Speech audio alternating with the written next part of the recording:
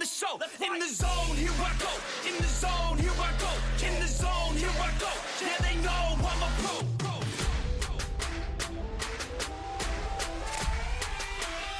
Let's go, let's go.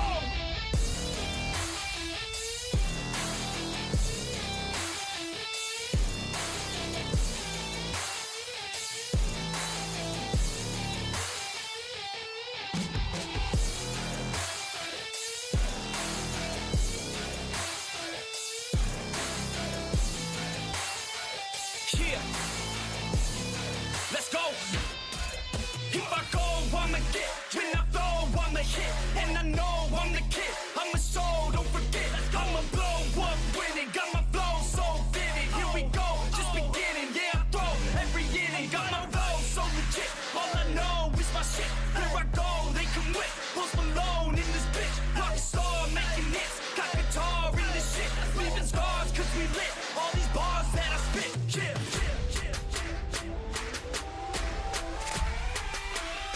Let's go, let's go.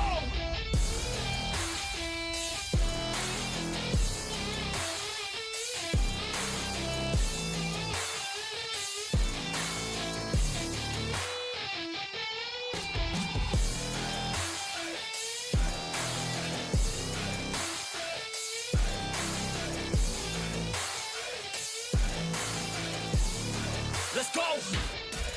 If I know what I want, then I know what I get. If I go, they come with, cause they know I get lit. I'm a pro, not a myth, and my flow got some wit. Never slow, drink a fit. I get hype, I get lit. Here I go, I get lit. Here I go, I get lit. Here I go, I get lit. I get hype for this shit. Here I go, I get lit. Here I go, I get lit. Here I go, I get lit. I get hype for this shit. Right.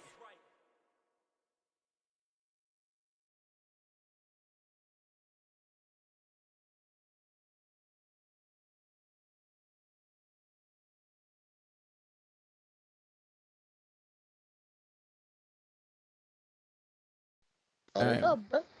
Yo, what's going on, everybody? And fearful day and raging night, with strong hearts full, our souls ignite. When all seems lost in the world of light, look to the star of hope, our hope shines bright, baby. It's your boy Toe Tags. Holla at your boy. Like, My name is Jeff. How do I follow up to that? How do I follow up? word, he killed it. You could call me Mr. Star-Lord, aka T'Challa. Nah. What's up, everybody? I am Cabs1Up. You can find me on Instagram at Cabs, CABBZONEUP, Cabs1Up, aka Deep Voice. Just here, ready for another podcast. Star-Lord, T'Challa is king.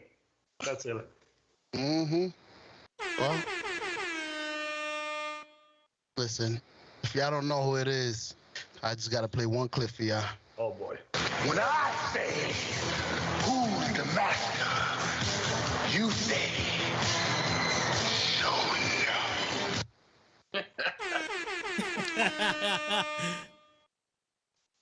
Clearly, some of us came prepared. You thought I stepped out for nothing? I'll be right back. My man edited that in that 5 minutes. Word, I was, boop, boop, boop. He called me. I was like, yo, give me a second. Go ahead, my bad. And now for your MVP. In brightest day and darkest night. You know, I'm not even gonna do the whole thing. He did that. This Caps, just neighborhood nerd. That's it. I love it. Neighborhood nerd. Revenge it's not a vote of matter, it's an emotional response. Oh, Punishment is true all the time. I'm leaving the Go with that.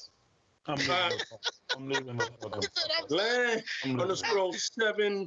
You know what it is, man. Find me on Instagram. But hey, man, fun times, and I can't wait to do this bad boy. Let's do it up. Word. Yo, so tonight we got another hard-hitting question right here. We're gonna get into the mentality of Thanos. But before we do that, we was talking about what if. I want to hear y'all guys' opinions. I was distracted, but yo, I really like this what if. It was kind of dope. I didn't really see homeboy being the bad guy in this. I thought this was like some kind of magic shit or Loki, you know, being the bad guy. But to see the Yellow Jacket, that shit was dope. Which y'all opinions? Yo, Latest my man Hank Pym with the fucking appearance. You know what's funny? Like they could have taken that wherever they wanted. It could have been a lot of people, but for them to choose Hank Pym, I was like, okay, bro. When you really start to see how he's taking all these people down, to me, the craziest one, clearly besides Hulk when he fucking blows him up, but how he shot up into Tony. Oh yeah, man. Crazy. I was like, oh shit. Huh? I just got vaccinated a couple days after that. Like, fuck. You know how much he hates Tony, by the way. He has the whole Stark family. So he's like, Stark family. He took pleasure in that one. They took the whole idea.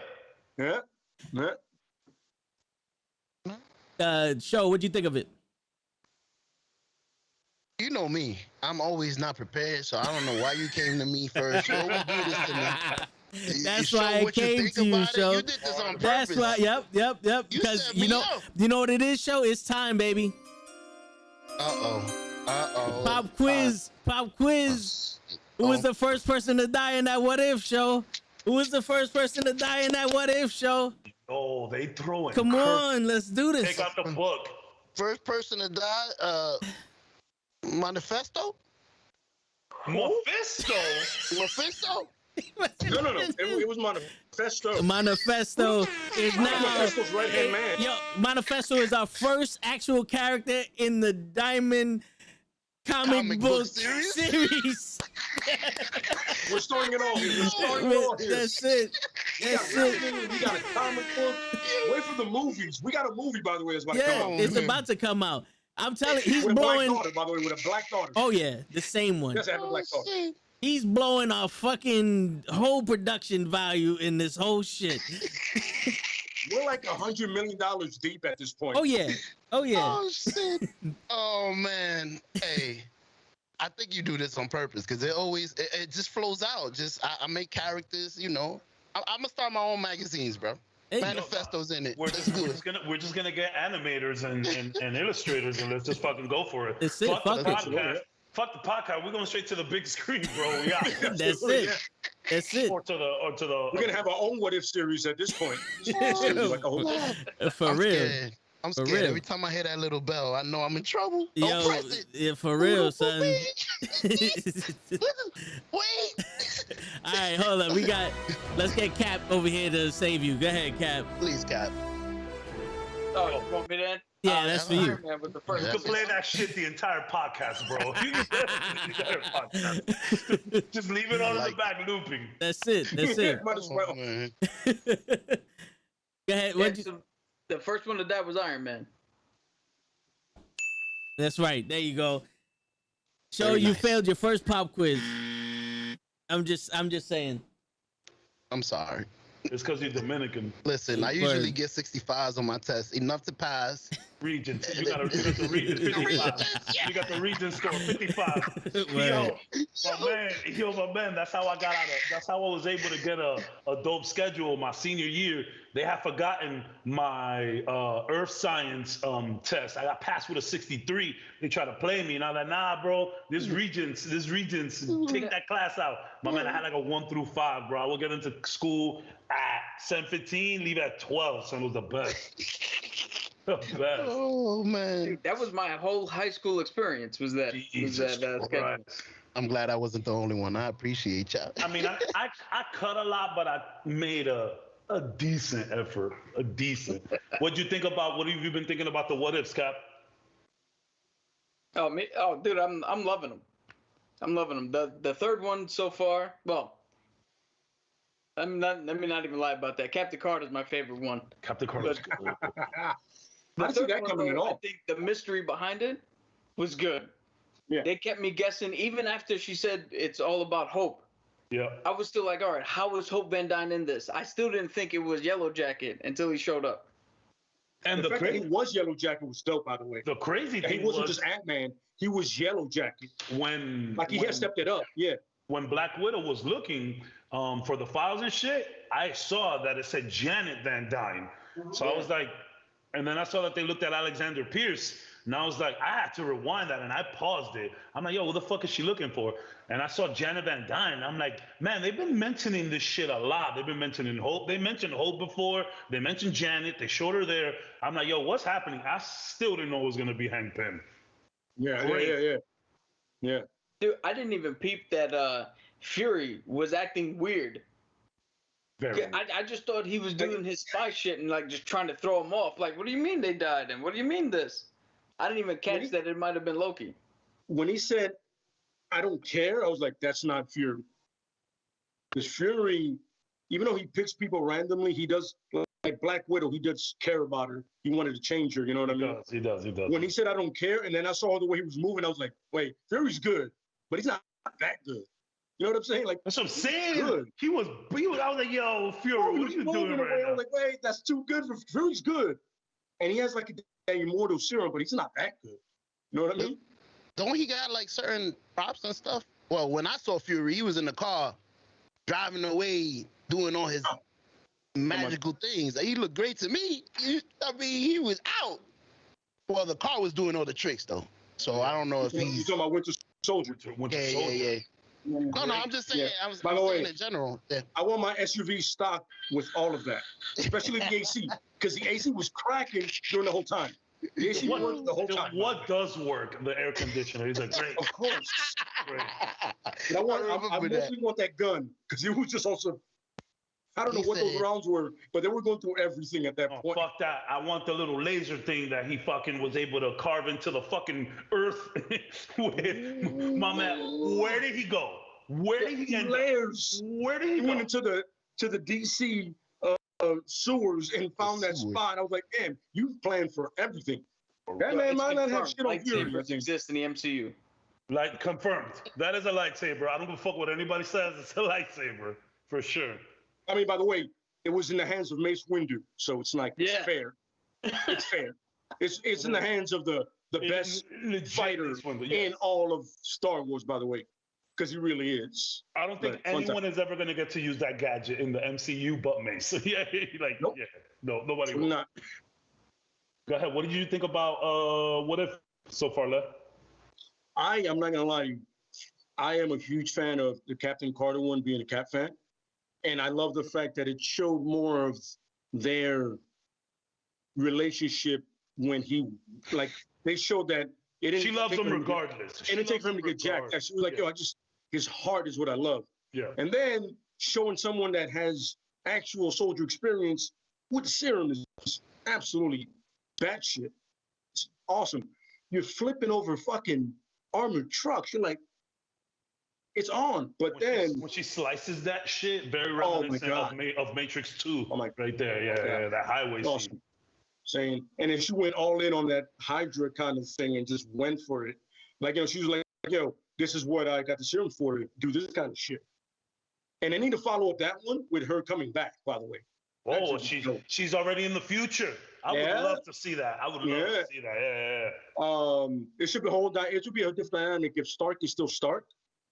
And like when Captain Carter's a woman, and you know how he rolls, it'd be like, yo, you disrespect me, son. Remember, that you ain't shit without that suit, son. I will fuck you up. But that should be a fun thing. I mean, Cha-Cha is all I need to say about what else do I need to say about that episode? That I loved every minute of it. The fact that he made the Ravagers noble. Yeah. It's like, when Yondu was like, yo, I'll do whatever you say, young blood. I'm with you.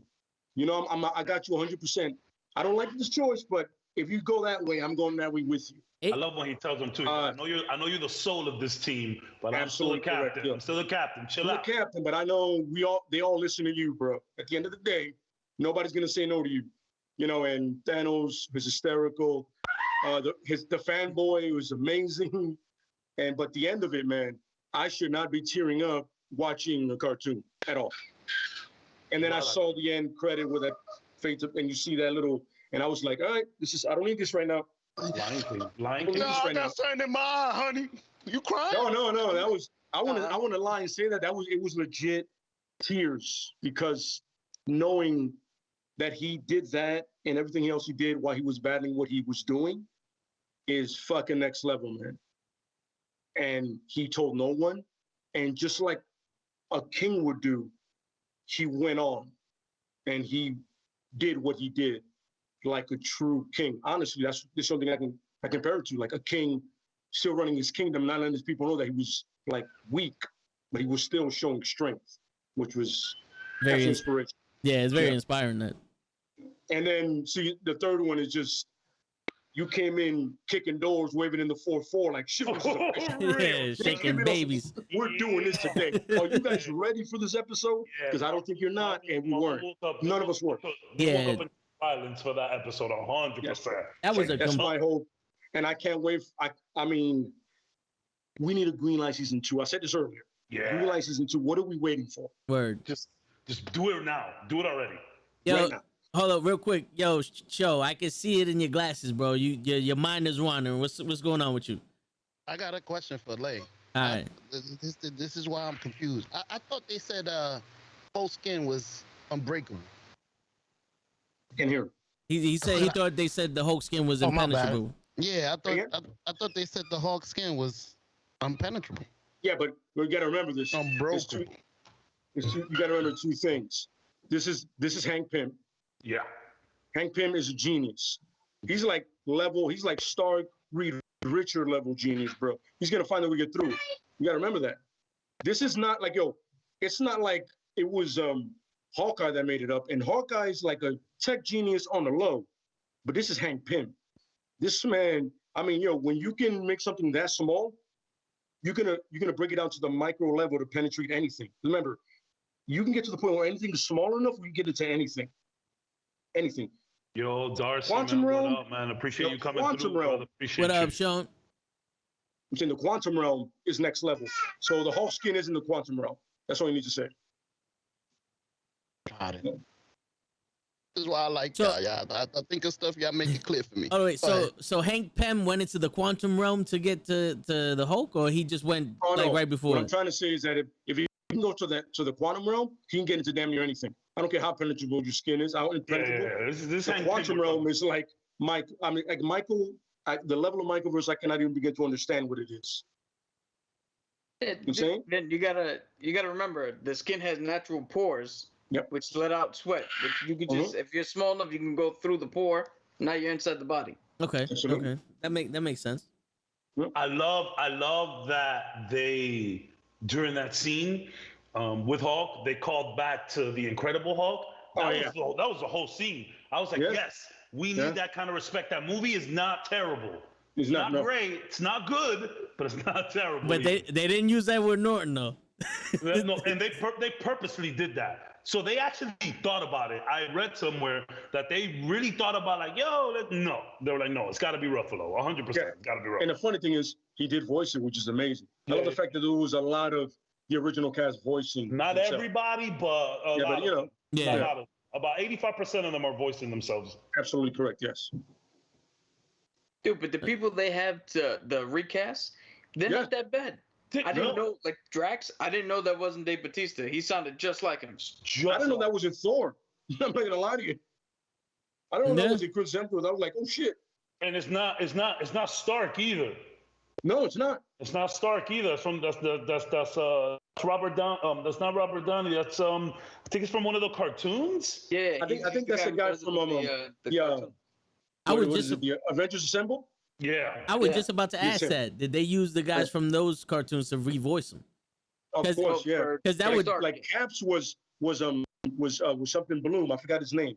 He's in the A team. He's a bad guy. Pike. I could tell it wasn't him though. I could tell the Cap was the only one that I knew of that. Man, that's not Cap. But Stark, I thought it was him. Thor, I thought it was him. Drax, I was like, yo, that's Batista. Like, but apparently it wasn't. Same here. Yo, Lake Bell. At the beginning, I was like, all right, I hear Lake Bell. But towards the end of that episode, I started hearing like, oh, this is Black Widow speaking. She got better as it went on. Mm-hmm. Question: Hank Pym, wasn't he Michael Douglas? That's Michael Douglas. That's who played the voice. That was Michael Douglas, by the way. Gotcha. That surprised me when I read that. Me too. Yeah, I was like, Okay. And it He looked loves. Michael Douglas is all in for Hank Pym.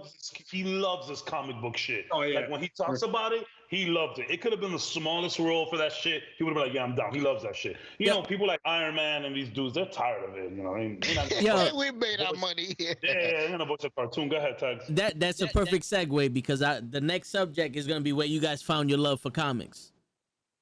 You know what I'm saying? Shit. So you know. I actually have like a story for this ready. Yes. So I'm gonna let y'all, if y'all want to go first, but No, please. I bet this is actually like, it's not emotional, but I hold it near and dear to me. So when I was like 6, 7, right down 163rd, between 163rd and 162nd and Broadway, there was where that shit was Gameland, GameWorks. I don't know what's there now. But there used to be like it was just like one of those stores full of everything. An Asian dude owned it, and he used to sell like luggage, right? So my mom was like making somebody a bag to send to DR or whatever, right? So every time you go in there, the Asian dude, he'll greet you.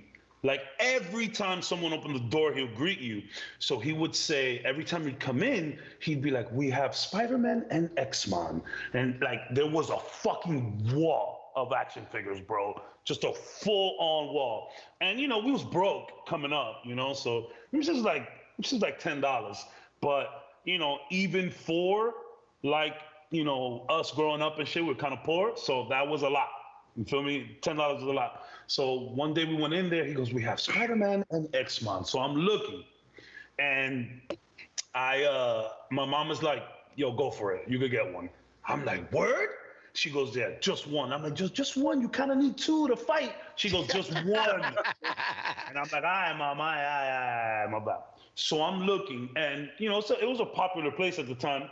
My boy Ed actually used to get all his. Y'all know Ed. He used to get all of his action figures there too. So the wall, as full as it was full with some whack characters. There was a lot of X-Force. You know what I mean? Not that X-Force is garbage, but it ain't Cyclops, Wolverine. You couldn't find Cyclops, Wolverine. You couldn't find Gambit, Jean Grey, Beast. You can find none of those guys. When it's your age and you know that like the main characters, they're whack to you, of course. Yeah. For sure. Like there was like mass Sauron. Do you remember Sauron? The green pterodactyl dude? Yeah. Man, that shit was everywhere. Yeah. I had that figure.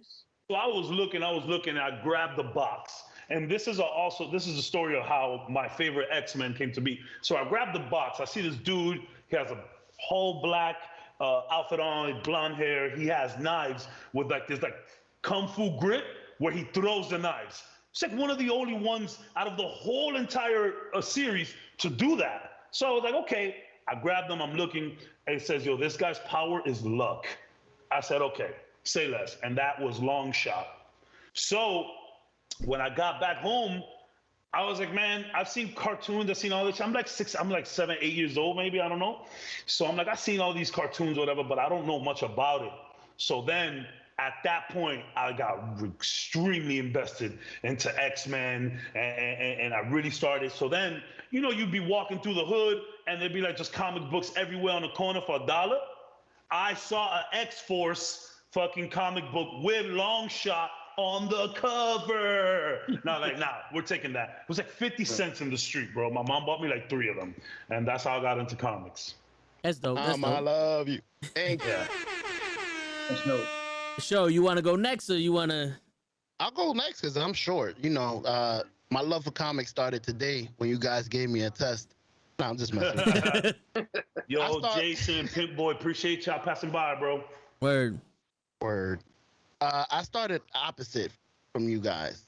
I started getting into comics like I did with Harry Potter from the movies. You already know, my brother. Started watching the movies, and once you guys start describing, oh, this is better in the movie, in the comic, this is better in the... I'm like, for real? This movie's awesome. There's more? Yeah, like, and then you start investigating what people are talking about. You start reading. The read is better. It's more entertaining. It's just difficult to translate into a 2-hour movie. So that's how I got into it. The funnies. I hear you. Cap, you want to go? Yeah, I'll go. So mine is kind of relatively short as well. So back in the early 90s, Marvel and DC had trading cards. Oh. And my dad had a friend who, every time he came over, he would bring a whole stack of trading cards. And to this day, I still have them. They're in my room. I have them in a little blue briefcase. And on it, the original ones, they had the character in the front and the back. They had a power grid, tell you how intelligent, how strong, what power they are, and a little description of their backstory. And after reading all of them and seeing all of them, I like the artwork. I like the story behind it. And I just naturally progressed to let me read the comics and see what they actually do and see what's going on now. That's where my love started. That's where my love of Blue Beetle started. As you were saying, how Longshot's one of your characters.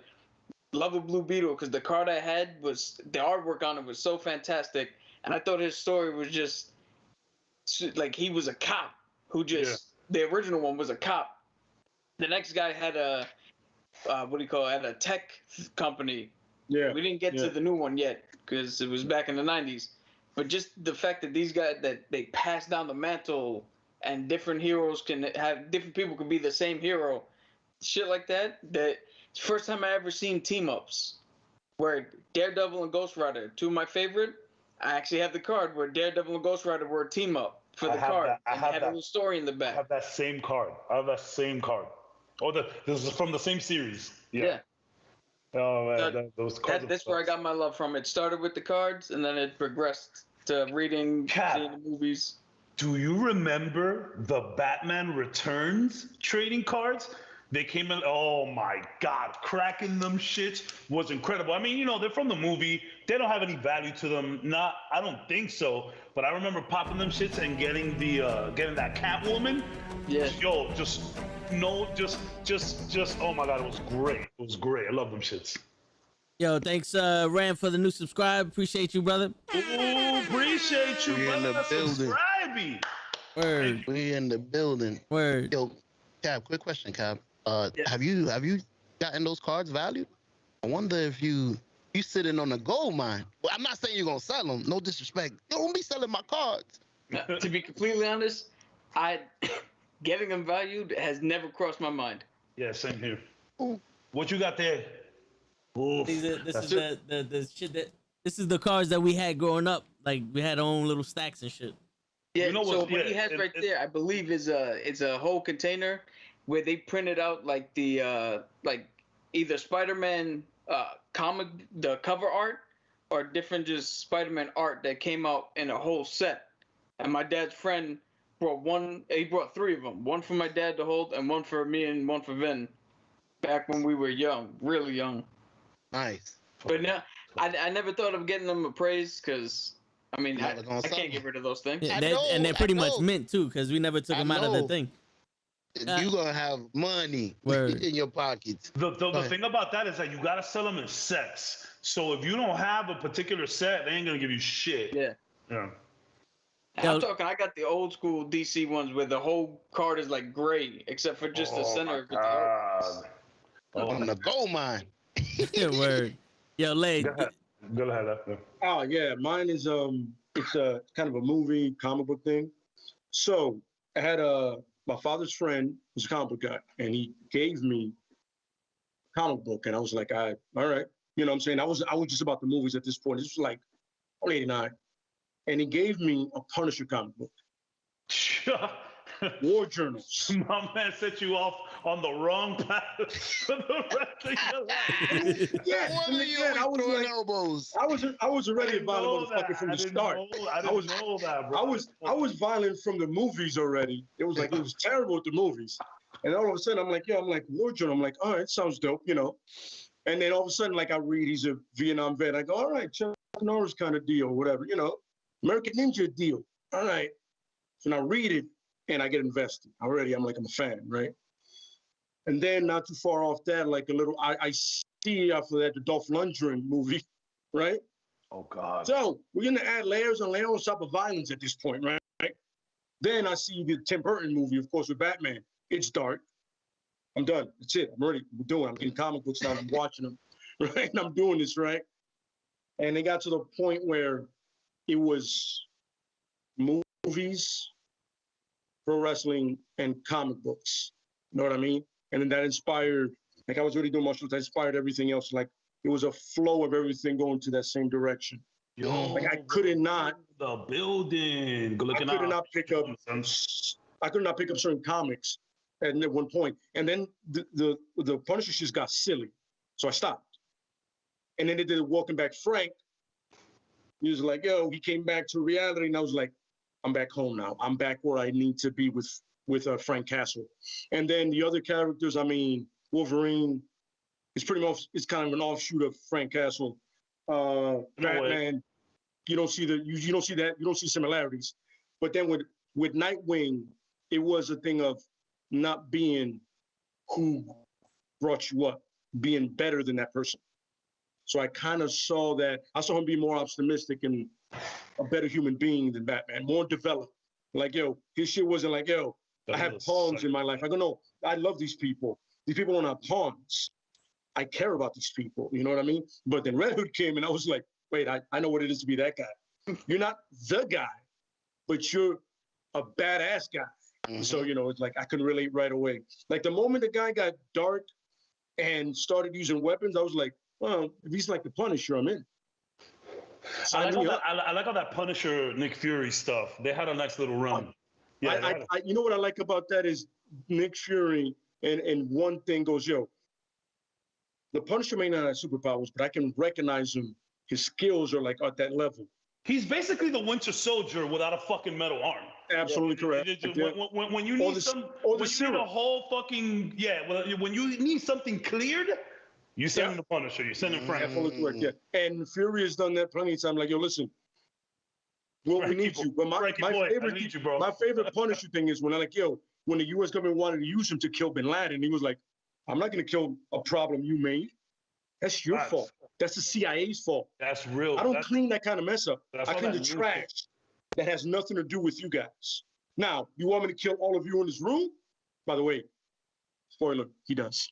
Everybody in this room can die right now. Don't even answer that. But I'm not going to go out and kill somebody you guys funded because you thought it was a good idea. Then they came back and bit you in the ass. You didn't see that? He goes, yo, you didn't see that coming? Really? I did. Not my problem. But that was it. It was pretty much. That's what I think. What If season 2 should start doing? Bringing in those motherfuckers. Bring in the Punisher. Bring in Dead. By the way, you know what's a great what? You know what's a great what if, and I hope they do it. Is Spiderman becomes a Punisher. I mean, don't they? But don't they have? Isn't that like a plan? It should be a plan. It should be a plan. But I mean, that's just. Oh shit! We got another sub. Ariel, this is another sub. Appreciate you. No. Yo, listen, man. Y'all haven't told me about all the upgrades. Where are we right now? We got another sub. That was a sub. These notifications. Yeah, there's another sub. Yeah. Appreciate you. Thank you. Ariel, appreciate you. Thank you, everybody, for coming out. Appreciate the subs. Oh, shit is lit now. I'm excited. Take a drink for that. Appreciate the love. Hell yeah. Yo, those notifications have been made for years. It's just now we're hearing them. Now we can hear them. We getting there. That's it.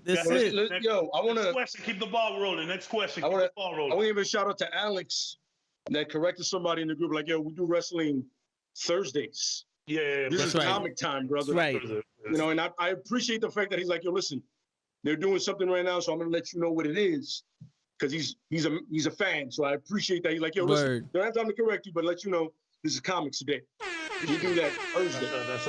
Definitely. Appreciate that. That's a mouth. Go ahead. Comic Tuesdays, wrestling Thursday, movie Wednesday. Casey, I want the schedule. Sorry, go ahead. Okay. Oh shit! Pop quiz show. Pop quiz show. Let's go. What movie are we gonna review tomorrow? Oh, see, now this one is easy. Put my fucking book away. We're gonna review. Wait a minute. Oh shit. Open book show. Guy with the afro. Brother, what's the name? The Undercover Brother? I don't. What? Why the hell? Undercover Brother. Oh man. Undercover brother.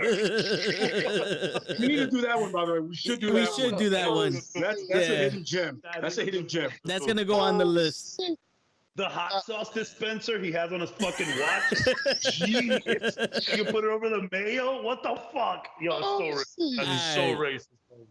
racist. Seriously. The Bob Ross documentary. There you go. Tomorrow we're gonna be covering the Bob Ross documentary. Yo, I gotta watch that shit. Is it like sad? It's dope. Yeah, it's interesting. Unexpected. It's interesting. Yeah. Was Bob Ross an asshole or was he a good man? Yeah, He was a good. Yeah, you gotta watch it, but tomorrow we're gonna go in on it. Watch it. There's, John, it's interesting, bro. Yeah, it's Just like, interesting. you don't expect it to go that way. Yeah. That's what I'm You're like, saying. oh, okay. Excuse me, If we tell you, you're gonna mess it up.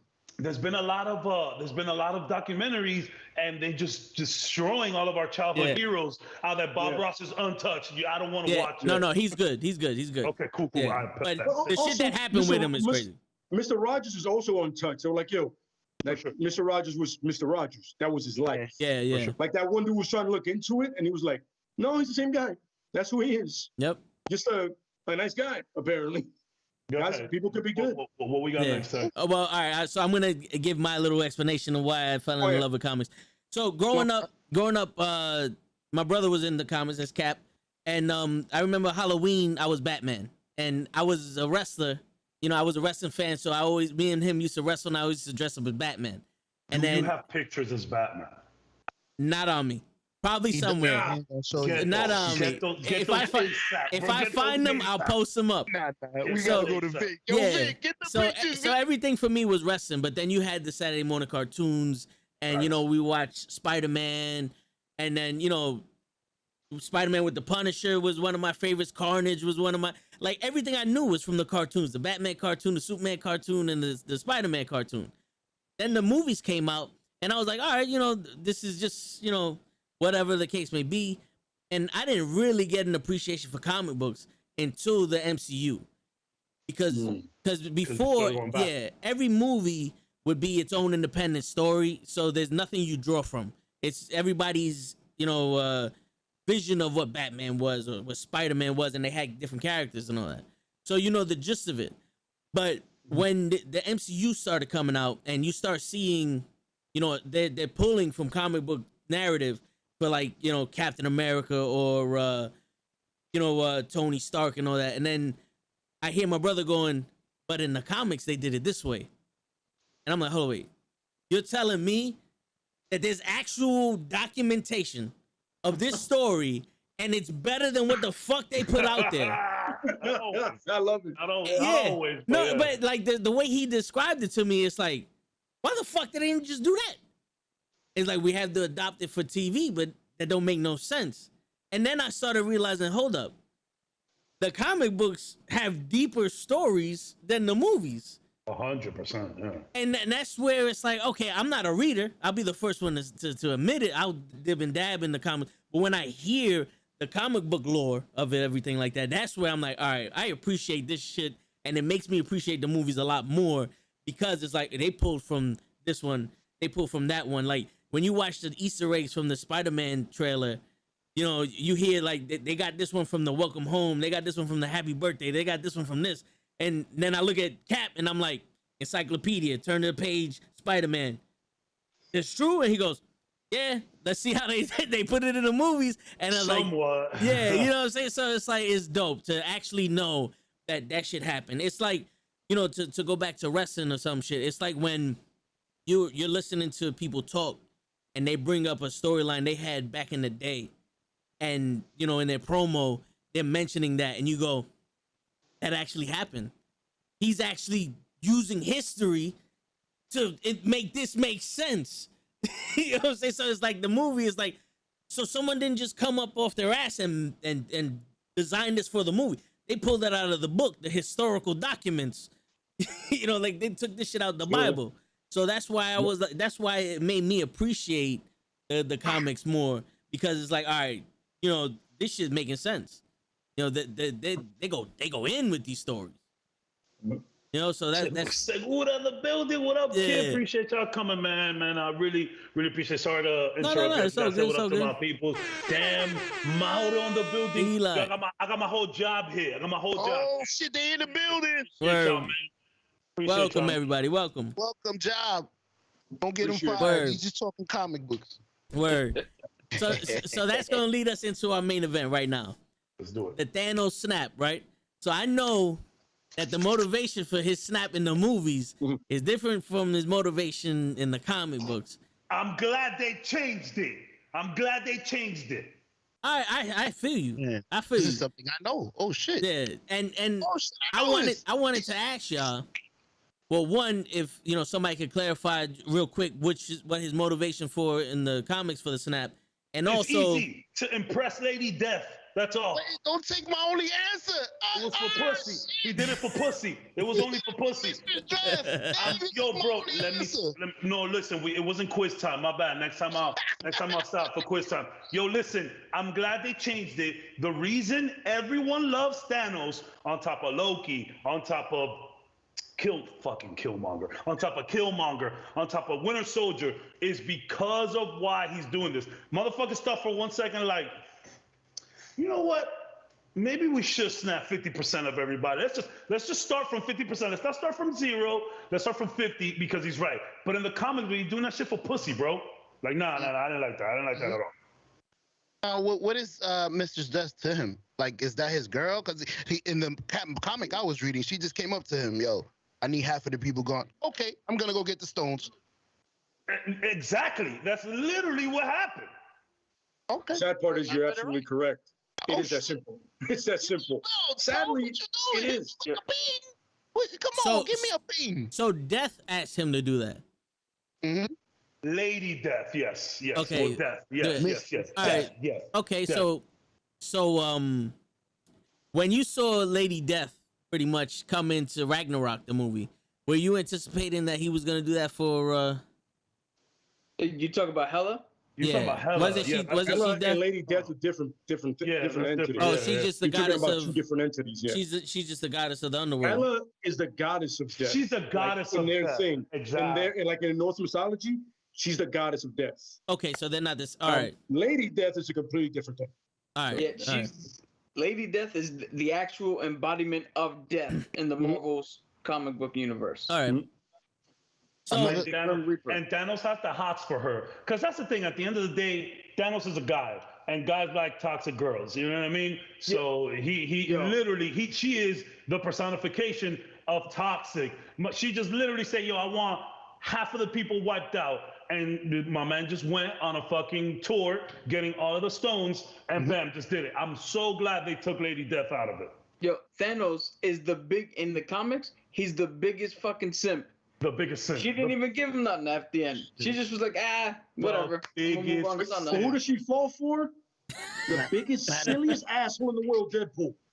that's She who I falls want to for the get into biggest, also. silliest idiot ever. She goes like, We yo, don't talk about that. We don't talk about Yeah. that. Real quick though, Yeah. we got Sean saying that he agrees, but he loves Loki. Yo, shout out to Loki, bro. Shout out to Loki. Especially after the great show. Yes. It's even Segura what it- talking about Thanos is a Miami guy, 100%. I'm pretty sure Thanos has popped a bottle or two for some pussy, bro. I guarantee you that He's Thanos popped a bottle for a bottle girl. He's For popped a bottle for a real. bottle girl. Oh my God! Like, oh, 100%. the stripper loves me. The stripper loves me. She actually cares for me. Go ahead, Tags. So all right. So before we get into the dynamic of Death and Deadpool, I wanted to ask the character of Thanos in the movie and the comic books, at least for this series, the Infinity series. Did he still have that nobleness to him in the movies? Where in the movies he was doing it, for basically resources to be spread wild and all that other stuff. Was he still that type of person in the comics, or was he just No. straight out? I'm trying to Thanos get some was an- pussy. Fuck yeah. Thanos was an absolute maniac. Because you see, like, all right, The Mad Titan fits. exactly. Like he was all about pillaging, fucking shit up, and all of that shit, right? However, like in the movies in the MCU, he is like that. But bro, there's a lot more diplomacy to Thanos in the MCU, and like there's always some meaning behind something in the comics. He's just nuts. He's just crazy. It's completely different. Yeah. I enjoyed that version of Thanos though. That with the ring. Let me show you what this used to be. Sheen. No, he's a little. You can see he has a little sensitivity to him, but he's gonna whip your ass. I'm still gonna snap my finger, dog. By the way, I love the fact that there's like a racial group pronunciation with Thanos and Thanos. There's like that. There's like that. Like there is no Roz or race. There's no wrong. Right? It's like you can either way you say it. Everybody's like, yo, you know who the fuck I'm talking about. Exactly. The purple guy with the fucked up chin. Yeah, you know what I'm talking the nutsack Right face. What up, yo? Appreciate you, man. Damn, everybody up in the building, son. Word, we out here. Yo, thank you so much, y'all. Appreciate y'all. So you got another question? Oh, can I ask you? So Go ahead. If you. Oh wait, let Cap go.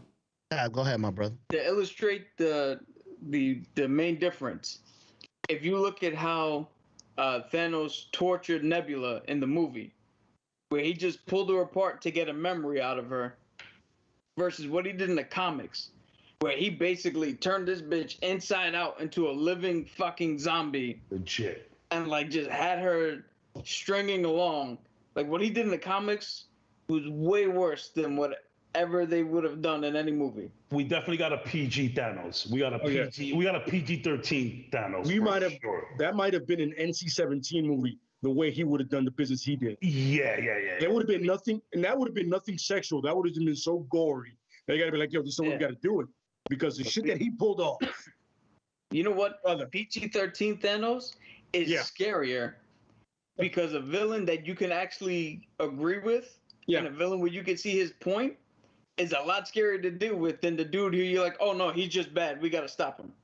Because then you start questioning yourself when you're like, does he have a point? I might actually agree with him.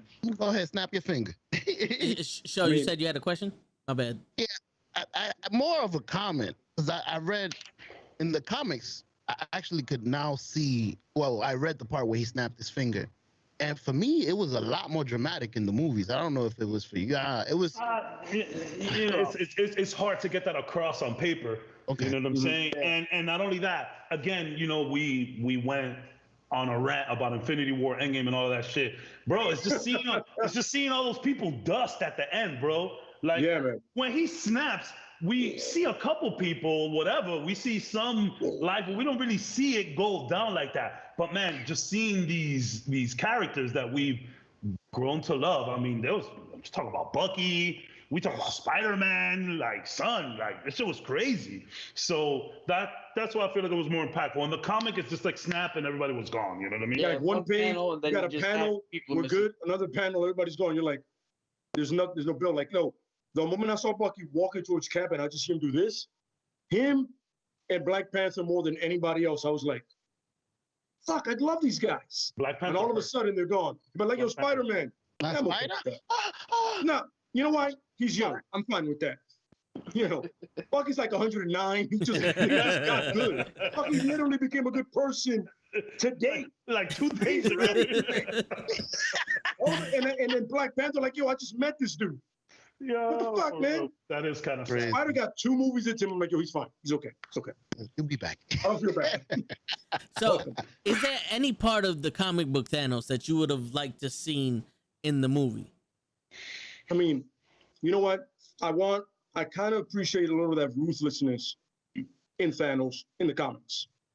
Like, and you know, that whole the pussy motivation, of course, that shit is top status. Like, you're a douchebag. Fuck you.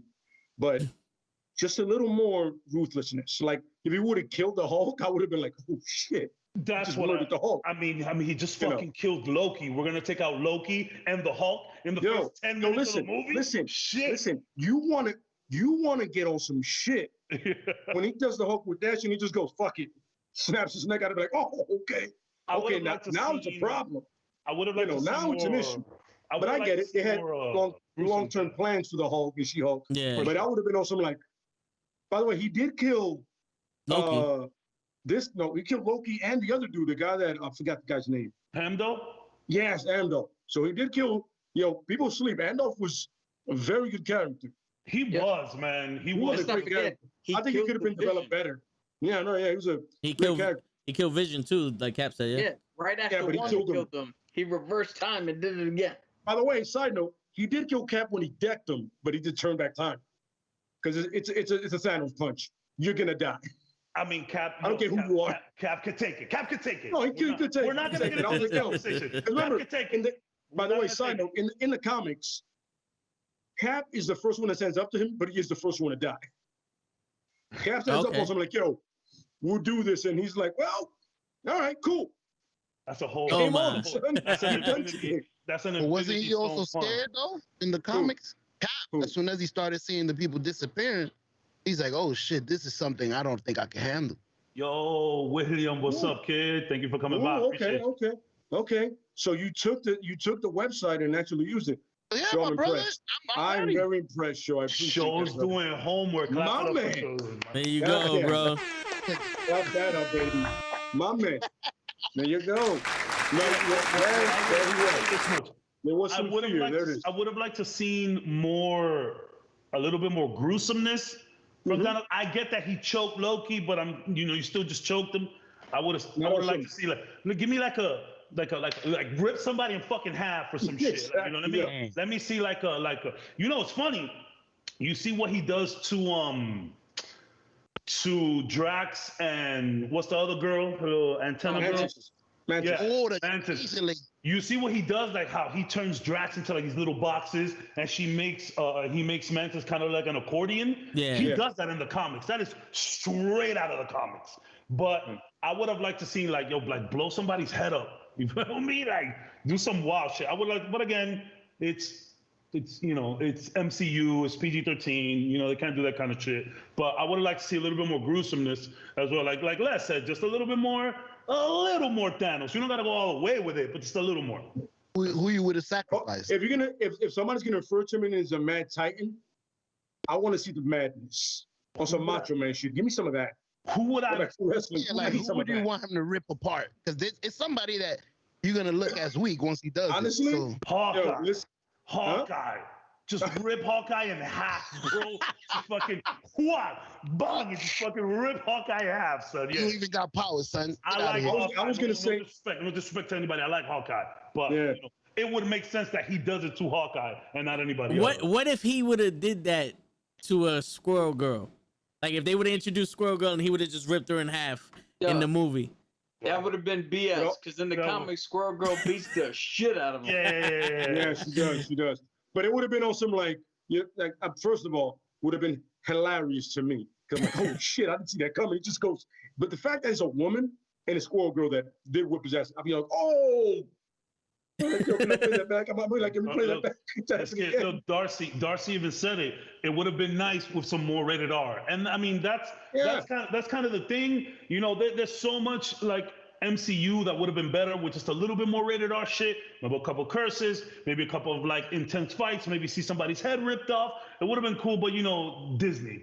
Well, that's what I was trying to tell you guys. It's all Disney. You need that Marvel Knights kind of deal where there's an R-rated section for them, where you get somebody that's like an R-rated director, like, yo, I can helmet, and then get other R-rated directors, even horror directors, like, and kind of filter those stories that are a little, like, look, somebody just said in the group, Hulk versus Wolverine. There's nothing lighthearted about that fight, by the way.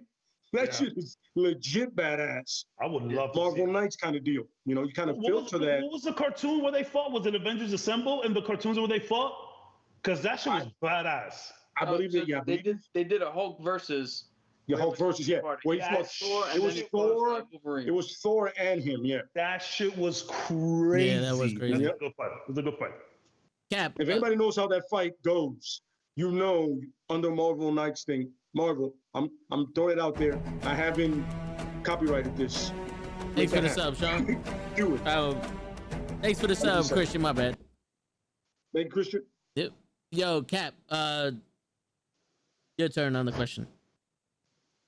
Huh? We were talking about what would you want to see from the comic book Thanos in the movies? Oh, to be completely honest, nothing. The Thanos that I got in the movies was so satisfying for the story that the movies were telling. Yeah, I don't think you needed to add anything. You didn't need that gory. You didn't need everything was exactly where it needed to be. No, I didn't need that because You found a good balance. You Yeah. appreciate the balance. Okay. yeah. I I mean, dude, if you want to think about it, Captain America had his forearm ripped in like 3 pieces, and he just tightened his shield and went back to work. That's all the gore I need. Like I didn't need to see bone and blood and like they came across with exactly what they wanted to tell. So I'm cool with that. Got it. Okay. Yeah. Quentin That Tarantino can have fun. was an absolutely amazing scene with that, but when he just said, and when they do that outside shot of just Cap by himself and everybody else is just like, well, let's go. On your left. Do this, brother. I'm in. I'm the only guy left. Let's do this. On your left. I can do this all day. Absolutely correct, man. He's like, yo, I'm in. I'm done. Word. You know what Show. So based off of what you read and your homework assignment, which you actually did, so I'll give you that. I'll give you that. Too. word. What do you want to? What would you have liked to see from the Thanos in the comic to the movies? I honestly agree 1,000% with your brother. I read doing everything backwards and seeing him in the movies. I really didn't have an opinion of what he should have been, but I agreed with how he was done. I don't know if that makes sense. I don't know what he's supposed to be, but what you're giving me is awesome. No, Thanos was perfect. Oh, Yeah. I guess we could nitpick a few things, but no, Thanos was done very well. When the moment Thanos is compared to Darth Vader, you know you're doing something right. Damn. In movies, just in movies. By the way, just in movies. That's high Like, praise. you know, how long have people held Darth Vader in this level of high regards, right? And now you're bringing in a guy that people don't know much about, that haven't read the comics. You're like, yo, this guy he reminds me of, it's like Darth Vader level. You're like, okay. And that's all you need to do right there. That's all you need to know. You did it right for the movie. You know what I'm saying? That's all you need to know. You just triggered Mauricio, probably one of the biggest Star Wars fans that I've ever seen. He said, nah. William, thanks for the sub. Damn, we rocking tonight. We rocking tonight. We rocking tonight. Thank you for everybody that showed up. He said Vader the GOAT. Let's get into this real quick. Y'all opinions on that. Like Lay said it, and I was like, you know what? That seems like a dope comparison, Thanos and Vader. But what do y'all think? My man Mercy over here is saying nah. What do y'all think? Well, we're not taking anything away from Vader. We're not taking anything away from him. We're just saying that, you know, Thanos is a household name nowadays. I think that's what he's saying. Absolutely Thanos correct. is a household name. Like my mom knows who Thanos is. You know what I'm saying? It's So crazy. did mine, which is weird. Yeah. When Dominican mothers know Thanos, that's a thing. That's next level, man. That's like, yo, you said it correct, man. Yo, when your mom goes Thanos, you go, what? Okay, I'm with it. I'm there. Yeah, whatever. You know what I'm saying? You know, What's it's one of those things where when the you Eternal understand that. trailer came out, I looked What? at the tags and was like, yo, Selma Hayek just said Thanos. I was like, this can't get any better. It was like, she knows who Thanos Like is. he's a household name now. We're not taking anything away from Darth Vader. We're not taking anything away. It's funny too, because I started Star Wars late, and I've only watched episode 4, 5, and 6. I have not watched anything else regarding Star Wars. But I mean, you know the lore. You've heard of these people. You know what I'm saying? We're not taking anything away. Yo, Mauricio is like going off. He's pissed. Shit. Yo, if anything, we're paying so much respect to him because we're like, yo, Correct. now Thanos is kind of on that level. Like he is the bar. And Thanos is like, now he's all of a sudden recognized close to him now. Correct. Yeah. He's the bar. You're like, we're not taking yo, anything listen, away from Vader, from- he's like his Joker. Is he like Vader? Nah. Thanos. Is he like him? But I'm just saying is the bar has been set Yeah, for sure. by this man. You know what I'm saying? So you got to remember, like, yo, this is the guy. You got to get to this guy before you're the guy. You know what I'm saying? And all I said was, when yours recognizes Vader, you did something right. You did something right. They're on the When same. you make Oh fuck! All right. It was rocking. So My bad. No, so My bad. No, it's great. It's great. When you're passionate about a character, it makes it awesome, man. Nah, I hear you. And yo, I love it. I love it. I get him for Vader because I know Vader's the man in Star Wars. It's like, that's what I'm hearing. And Thanos is the man in the movie theater, in the movies, but you don't really get too much comparison with Vader. There's more people that have Thanos, though. Yeah, it was like Vader was on top. And Thanos is just. We still got Galactus. He's the seasoning. Yeah. Shit, you got Doctor Doom you can throw in there, bro, for the fun of it, man. The fun thing about Doctor Doom is he's just a human dude that realizes maybe I'm not good at leading stuff, which he is. It's an argument, by the way, which is fun. So since we're gonna do the versus shit, Thanos from the movie versus Thanos in the comics, who wins? A movie, 100%. I mean, so that's the thing. It's hard to do this, and we talk about this pretty much every podcast. Comic books are ridiculous. They're ridiculous. Like some of the shit that is written in these comic books is absurd. But I think you've had more time with Thanos in the comics. Depends on what you read and even what you played. Marvel superheroes, whatever it is. I think we got to spend more time with Thanos in the comic books. So if you say the comics, I completely understand. My problem with Thanos in the comic books is his motivation. I feel like that's the number one thing that they changed in the movie, and I think that's what worked out the best. They gave him motivation. A lot of these Ronan, for example, Ronan from Guardians of the Galaxy, his motivation was what? To get the stone for Thanos, but he was going to keep it anyways and betray Thanos. Like, we never seen that happen before. But then Thanos comes through. They betray each other? And Thanos comes through. He's like, look, I don't even want to kill everybody. No, I'm going to kill half of everybody. Half of all living things. So even plants, animals, everything is gone, but it's random. So it's like you're looking at it, and then you have the whole thing with Homegirl, with Gamora, and like how he picked her up. Like he's literally slaughtering her family. He's like, look over here, look at the knife. You know what I'm saying? So I feel like while Thanos in the comic books may be better for the OGs and people who are diehard comic book fans, I feel like his motivation was better in the MCU. Okay, but in a fight. I think the Thanos from the comic will win. Oh, in a fight, bro. He'll rip the Thanos half. But man, the level of no mercy on him in the comics, he is disrespectfully not merciful. He's wrong on all kinds of levels. I would love to rip the movie Thanos up. What you got to say about that? So, what I got to say is a little bit moving into the future, but I would say that Thanos in the comics would win easily. Yeah, 100%. So in the comics, Thanos is a Celestial, but he has the deviant gene, but he's still as powerful as the Eternals. Sorry, he's an Eternal. In the movies, you hear them in that Eternals trailer, you hear them say they can't intervene unless a deviant is there. Yep. Well, Thanos has the deviant gene, and if you didn't interfere with him, you just knocked him down a peg from what he is.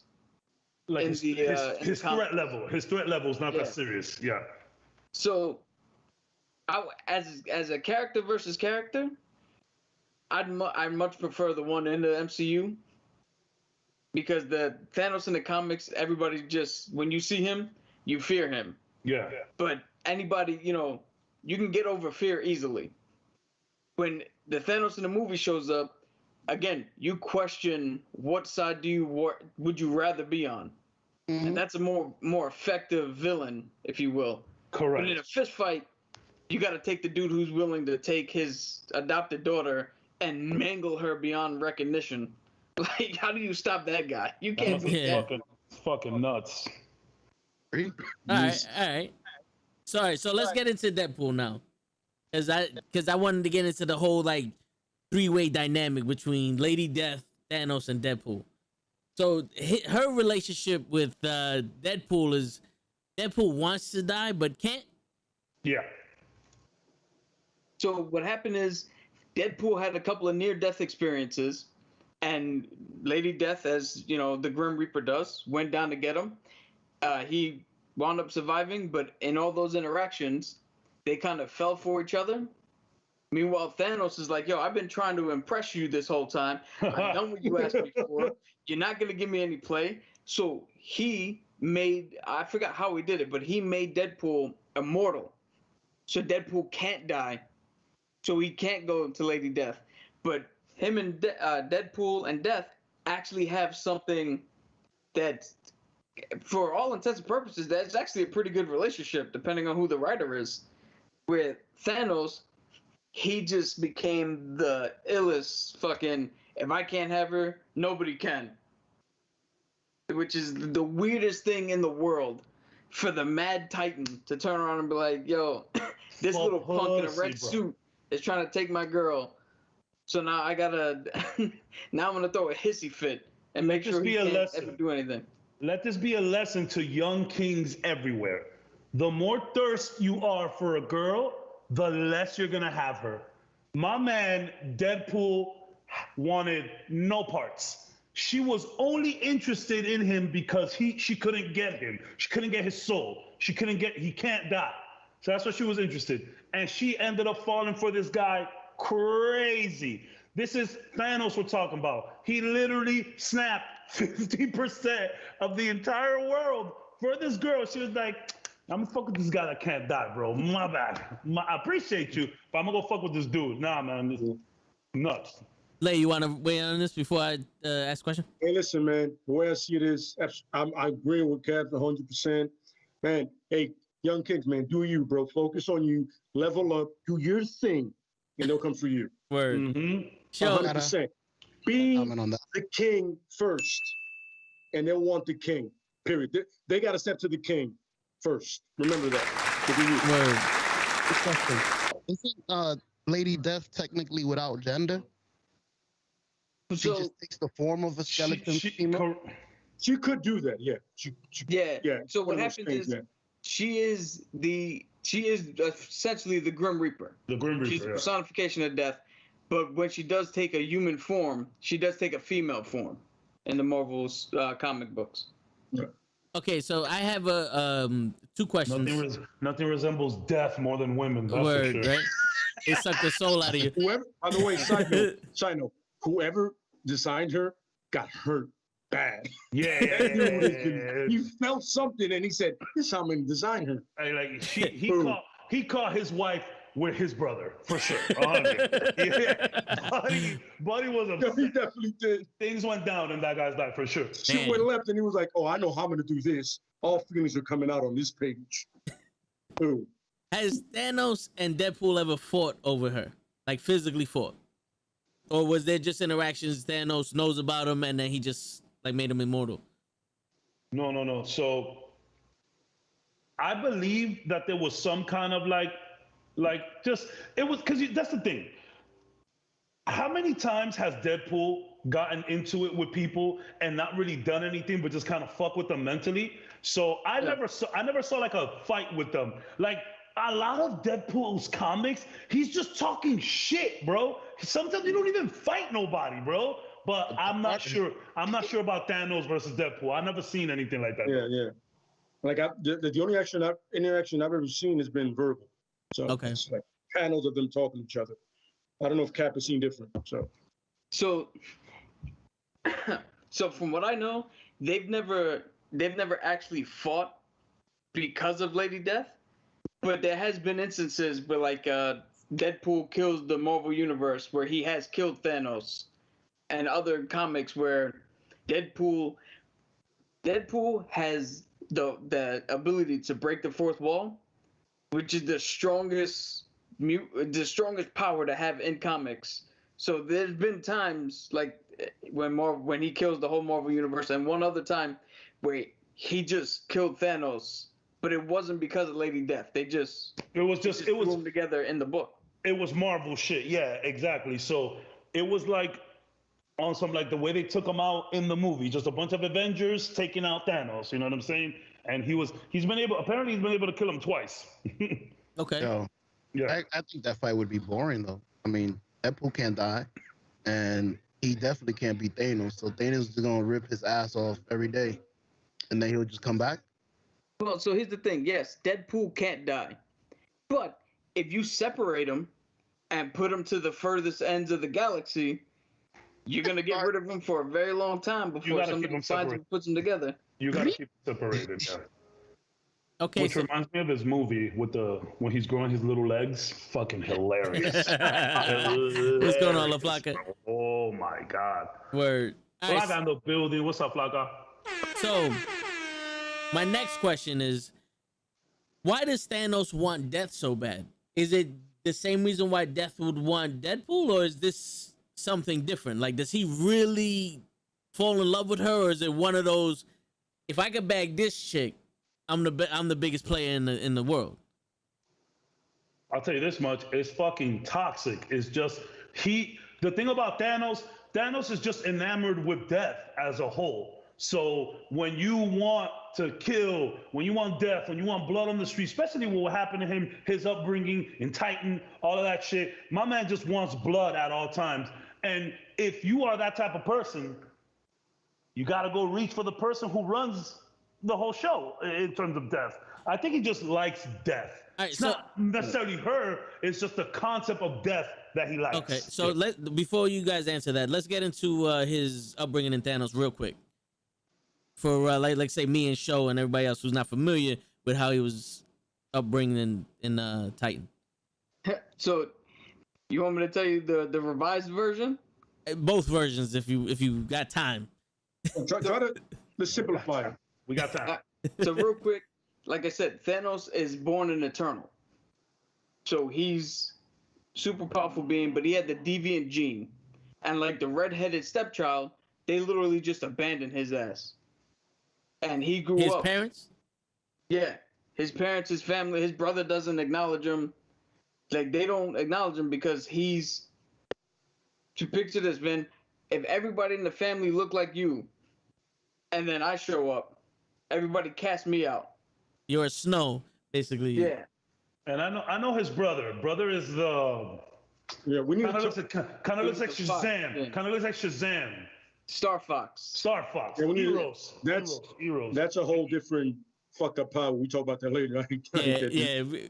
So, so that dude- that's the basic of the origins of him. The first origins, where he just grew up with this, like Cab says, this obsession with death and with power because everybody casted him aside. The revised version is, and this is a little crazy, and I mentioned this before, but This I don't know. so, Ghost Rider 2099 turned out to be Frank Castle made a bond with the Ghost Rider spirit, went back in time to kill Thanos as a baby. Couldn't Oh, pull the trigger. so the Don Cheeto shit that actually came from somewhere. Yeah. Oh, that's He went funny. back in time to kill Thanos as a baby, couldn't do it, and raised Thanos from a child all the way up to his adulthood. And Thanos is the way he is because Frank Castle is a fucking maniac, Whoa. along with the spirit of vengeance in him. You know what? That's- I am going with that story. That's the story that I'm going with. That's a topic for another day. So For because real. we could just hold write that down. Show For real. Frank Put that Castle shit as the Ghost Rider and Thanos. parking lot that. We're gonna Word. need some Yeah. homework for that. Holy shit. I didn't know that. We can all agree Thanos has better parenting skills than Vader. Vader was a creepy father. Thanos' daughters were loved. But Vader didn't Yo, throw his for daughter real. into a fucking pit for a stone. Nah, he just cut off his son's hand. Hey, Yeah. when you use it too much, you go blind or you lose it. Hold on. Vader not only He was cut to off his defend son's himself. head, but couldn't He's defending recognize his himself daughter from his fucking father. starship right in front of him. That's That's true. true. That's true. Yeah. So Frank Castle as Knight Rider, correct? What? Knight Rider? Ghost Rider. Ghost Rider. By the way, I'm gonna pitch that show. I'm gonna Can pitch we that talk show. about that? Can we talk about that? No. We're not pitching that show, by the way. Yeah, Can we yo, talk about that's Thanos gonna as be Knight Rider? that's Talking gonna be to the shit. second comic that we write down for Diamond Comics, bro. There you go. Frank Castle as Knight Rider. Tune in for that one. You don't even need to change his face. He's just Frank Castle. Like, give it a fuck. Word. I mean, It's funny because David Hasselhoff actually played Nick Fury in Fury, yeah. Nick Fury's fucking movie when it was up and done. There you go. So that was Lay and Cap, Thanos' motivation for wanting death, you know, is it because he wants to be a player, or does he like really love her? no. I think I'm gonna go with Cap on this. It's like he's legitly. It's like he care. He's like he's so enamored with death that it's like I'm gonna capture the essence of it. Correct. Like I need to be with the essence of it for me to more understand it even more and be part of it more. And death is like, no, I'm good. Mm-hmm. So is it, Which I'm making how fucked up that is. You love something so much and it goes, nah, I'm good. I don't need you. Talk to this guy This dude that has been deading me for years. It doesn't He's been shut deading up. me. Yeah, been he's curving been her. deading me That shit on some like works. real fucked up shit, but I'm like, I like this guy more. That shit Once again, works. so that's why Death doesn't like Thanos, so she's just using him? because he's thirst. Because he's pretty much thirst. She was like, yo, listen, I'm gonna make you do shit to prove to me, but I still don't give a fuck. But is that not, that's the cycle though, right? Yes. So that's the Yes. cycle where Thanos is so enamored with death that he's gonna do everything for death, but death wants what she can't have either, which is also Deadpool, because he can't die. So this is vicious freaking love triangle of just death. You know what I mean? It's funny because Deadpool makes it lighthearted, but at the end of the day, like Deadpool is not a good person. Like he's lighthearted, but he's not a good dude. You know, Deadpool is a piece of shit. and like if you like even anti-hero is loose for Deadpool. Like That's a stretch. Yo, That's a stretch. Google the 10 worst things that Deadpool has done. Some of them will make you like legit question, like, these are comics, my dude? Like what? Yes, and Yeah. it's crazy. Side question. Deadpool's favorite character is Spider-Man, right? Am I bugging? Deadpool believes that him and Spider-Man are best friends. Our best friends, yes. Okay. Because we could get into that in another episode also, but I find that fucking hilarious. When Spider-Man going down on the book. Word. So, all right, just to get this shit straight. So, Death is on some, I got a motherfucker that's really gonna give me business. And so she uses Thanos. And Thanos just loves the idea of death. Correct.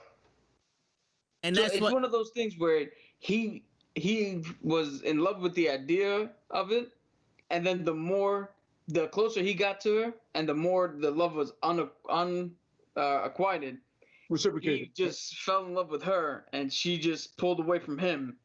Okay. And then Deadpool showed up, and then, dude, their connection is so good in the comics for different writers that the new mobile game that Marvel has, they actually came up with a character that is the daughter of Death and Deadpool. Oh man. Hold on, before That girl's Puerto Rican. probably before Yo, Ricky with the funniest comment. My man said novela of death. Word. Legit, that's Word. what it is, bro. Yeah. It is a novela of death, bro. they Hilarious. should, Good way of putting it out. that should be the On name of point, the Ricky, comic on book point. when they make a comic book of this podcast real quick. Some new 52 shit. Word. Novela of death. Hell yeah. So, all right. So let me get this straight. This is what I'm seeing for Thanos. He's infatuated with killing people so much that he loves the idea of death and goes, I need to fuck death. And then he gets so obsessed with wanting to fuck death because that's the next level. That's the next level he can get into death. And he falls in love with the incarnation of death. Which is like gender neutral. I mean, she walks around like a girl, but you know, she could take any form she wants. I would say she's gender neutral, Does that which is fun. does that make her more appealing to Thanos? Because maybe she could take a fucking a shape of another Eternal. He could fuck them, and that way it's like fucking his family. I honestly don't think that plays a part for Thanos. All right. Yeah, I don't think he's worried about that. I I think don't he's think worried the about writers the went death. that deep. You put the word Mad Titan. I'm thinking of the Mad King. Somebody in Game of Thrones fucked their mother. I'm just saying. Two and two together. No, Yeah. you just found a way to make it weird. Hey, Yeah, you found a way to make it You weird. found a way to make it weird. That's what I do. That's what I do. We're talking about a guy who chopped off his legs, had a baby dick, and jerked off in the movie. See, So now you know you're we gotta. going left. Now you're taking it way too far. Hey, You know that's what's funny that's though? how we gotta If you do look it. if you look at Death, she looks pretty cool. She has like this. You like, know hood. something? She looks like homegirl from the Titans, from Teen Titans. You know what? We're gonna look it up right now. Raven. We're gonna look it She up looks like right Raven. now. She looks like Raven. Show Oh shit. pop quiz. Show pop quiz. Oh, Show shit. pop quiz. Come How- on, man. Look alive. How come Death and Deadpool can't be together? Because Deadpool can't die, and Death's job is to bring souls to the other side. Isn't that what she do? Judges, are we gonna give him that? Yeah, not give him that. All right, we're giving that. We're giving that. We're giving that. Okay. Judges, we're giving Let's that. make a show.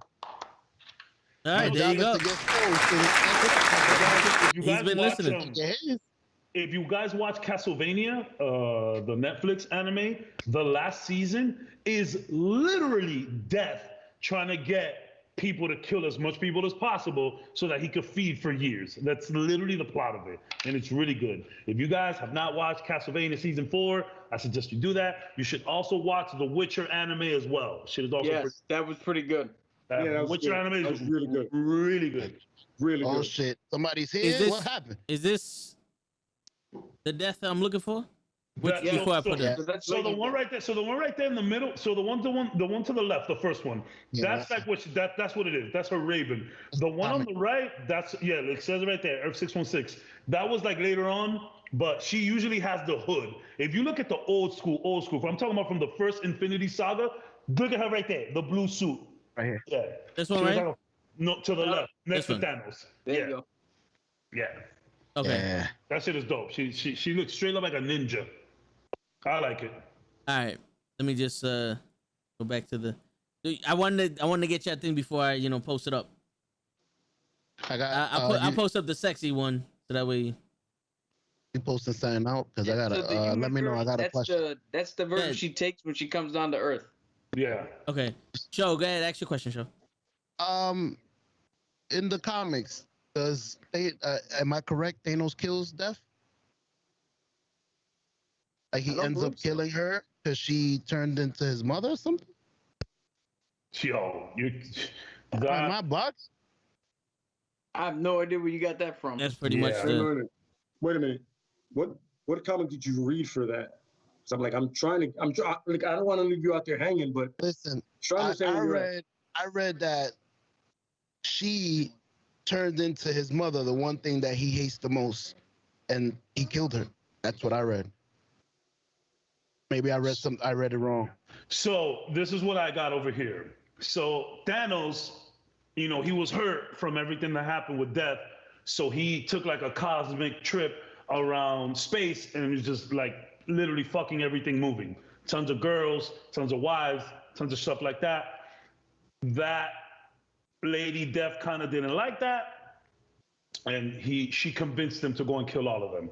My man, I'm telling you, bro, Thanos was the ultimate simp for this girl, bro. I'm telling you. It's really weird.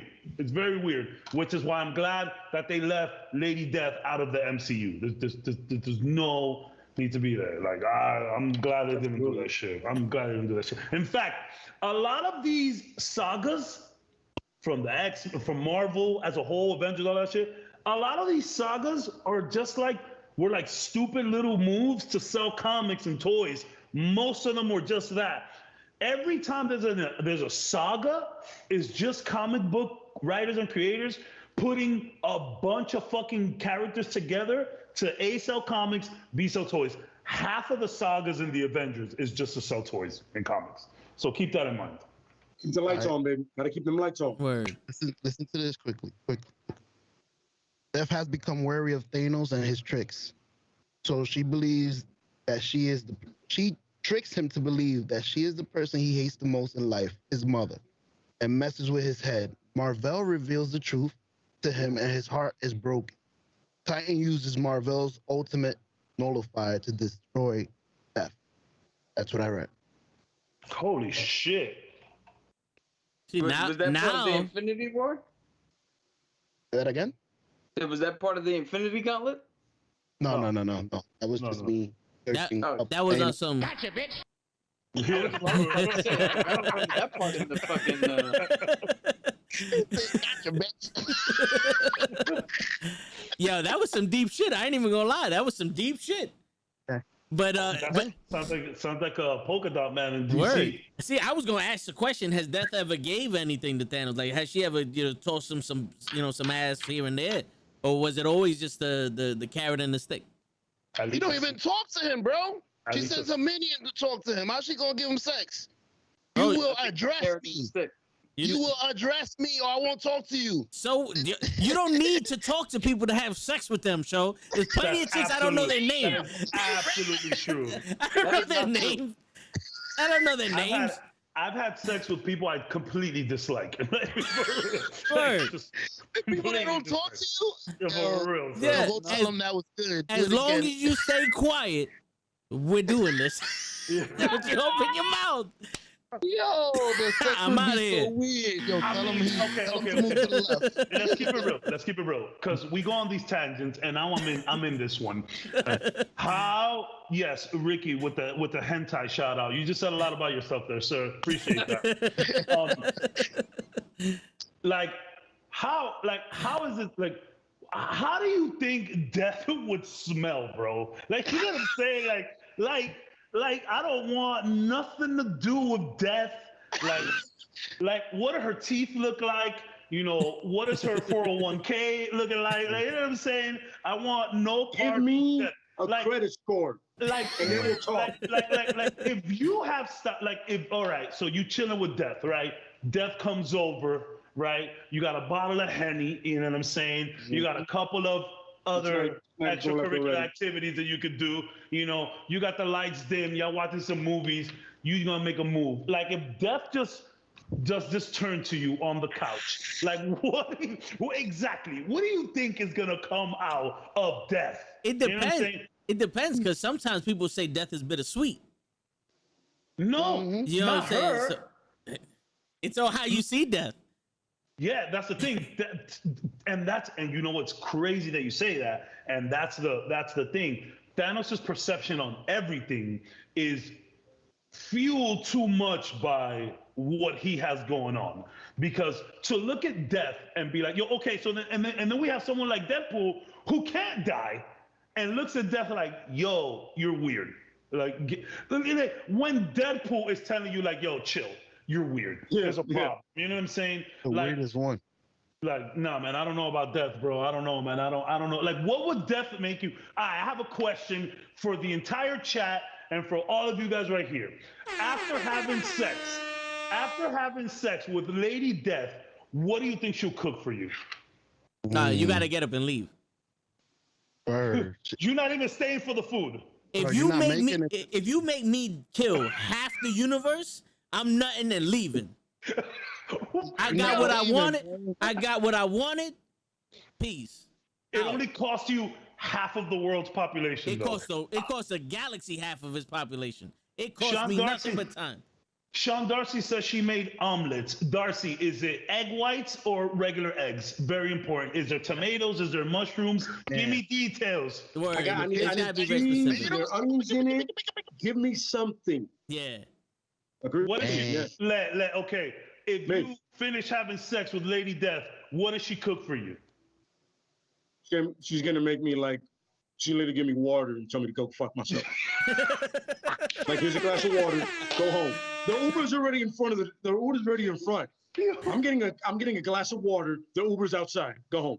We have both Mauricio and Darcy saying huevos rancheros. You know what? Honestly, I feel like she. You know what up? I feel like she would make you. I feel like Death would make you a peanut butter sandwich, but with cheap peanut butter that destroys the bread. So you got a fucking holy peanut butter sandwich with hot milk. She'd just be like, here.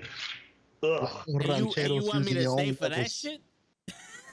I'm on my way home. I'll pick up some McDonald's. So that's now I'm hungry. I'm glad that Thanos ain't never get none, because I'm pretty sure he would have been disappointed. I would imagine sex with death would be like having sex with that girl from X-Men, like just Rogue. Straight Rogue. Yeah. it's touching her or anything. Death Do not Death do control enter. that. Your whole Death penis. control that. Now, Death control. Cap, show and Cap, what's your meals? What Because I got a question after this. What is Lady Death cooking for you after sex? What am I most allergic to? Shrimp? Shrimp Primavera? She ain't making you no shrimp. She ain't wasting time. She's ordering shrimp and broccoli for you from the Chinos. That's what she's I'm doing. allergic to. Word. By the way, it's gonna be in your Uber for you to go home. It's gonna be waiting for you in there. You're not even gonna do it in the house. The fuck out of here. Oh man. Cap, what meal you? All right.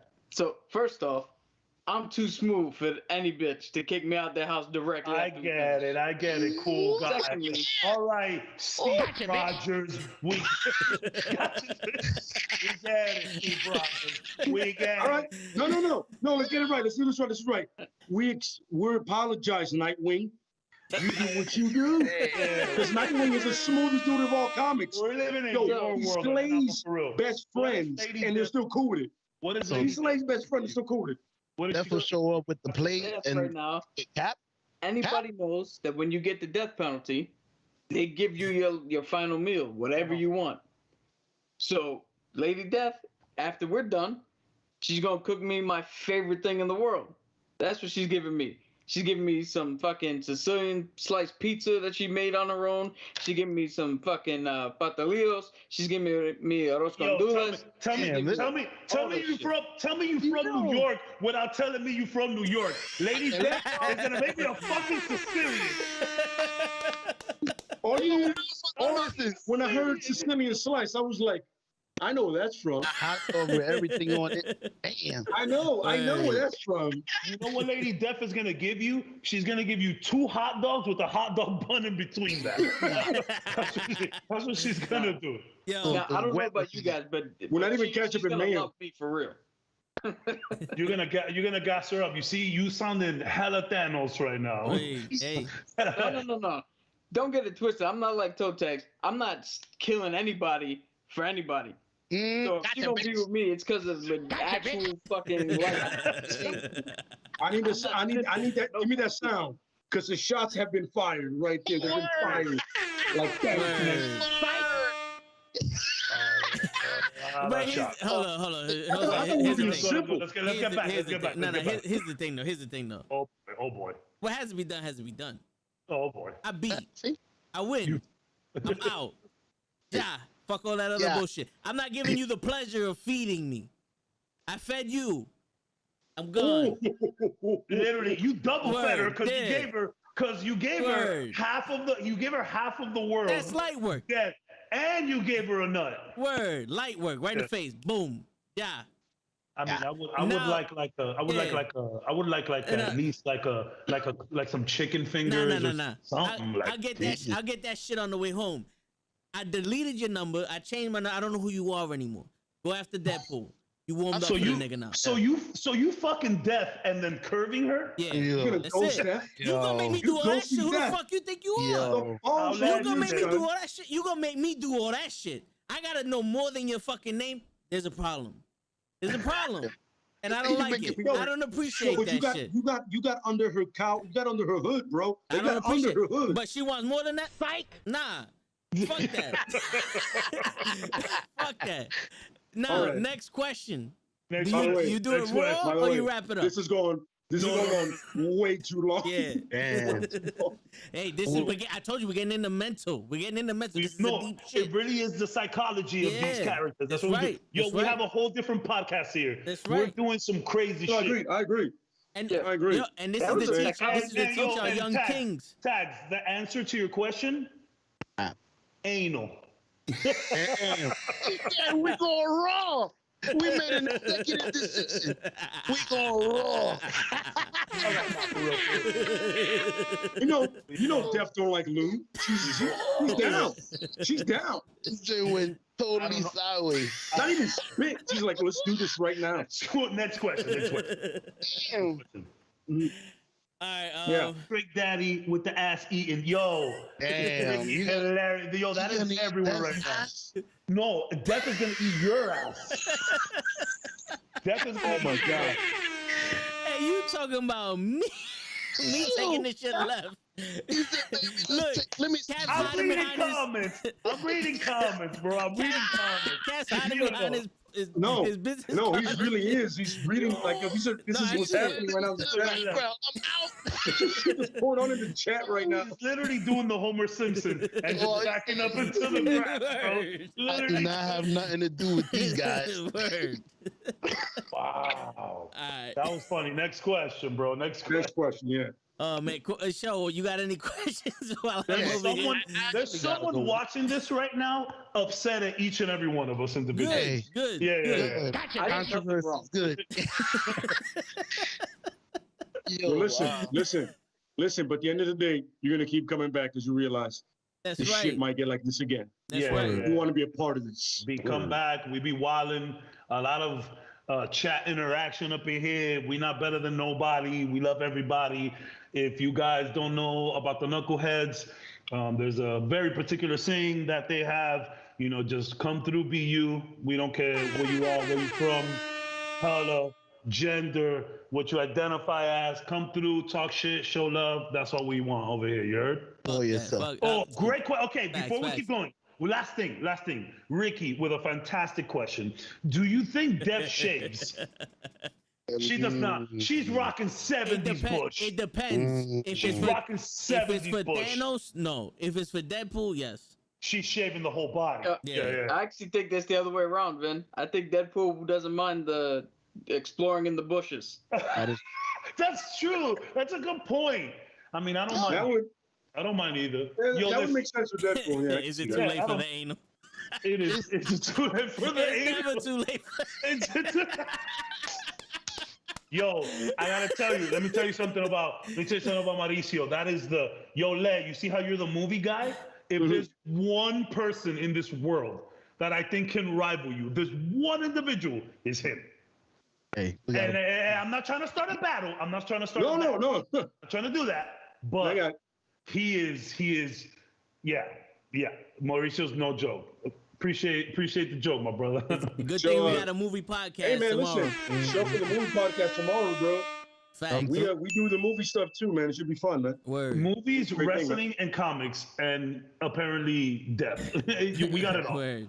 Yeah, We got it all. You got it all. You got it all. Can't go wrong with that. Go ahead, next question. We I got- are I talking got- about death too much. Two simple questions. Okay, go Is for it. Deadpool bisexual? He's Yeah, trisexual. Deadpool is pansexual. Pan. Correct. Meaning he'll fuck anything and everything. Got it. Yeah. It Pretty seemed like much. that. Yeah. Seemed like it. He like, I was He's a- I like Wait a minute, green is it bitches. a- He likes anybody. Side note. Isn't John Constantine also pansexual? I believe so. Yeah, John Constantine is also. So John Constantine and Deadpool pretty much can relate. Mm. Fun fact. Constantine. That's a DC guy. Constantine. Constantine. That's a DC guy. DC guy. Underrated movie, bro. Underrated, like Underrated. Bro. awesome character. Yeah. Awesome Yeah. movie, but whatever. Yeah. That's a whole nother podcast. Yes, yeah, it is. A Yeah. whole nother podcast. We could do underrated characters one day, which would be Word. fun. Serious question. What would you want? Okay, let me see how I'm gonna phrase it. Is this something in the comics that they left out of the movies that you wish they would have put in? Man. For any comic ever? Oh, Or and the any Infinity. movie? For any movie or just like specific? For Infinity? Yeah, for Infinity. Infinity? Because I got my answer right now.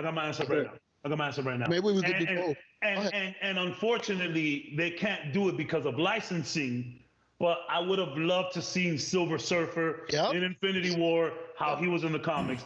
And for those that don't know out there, in Infinity War, when Hamdell sends Hulk through the Sanctorium. Yeah. By the way, when he By sends him in Bifrost. there, it's not Hulk that he sends into Doctor Strange's house. It's freaking Silver Surfer, and I would love to see that.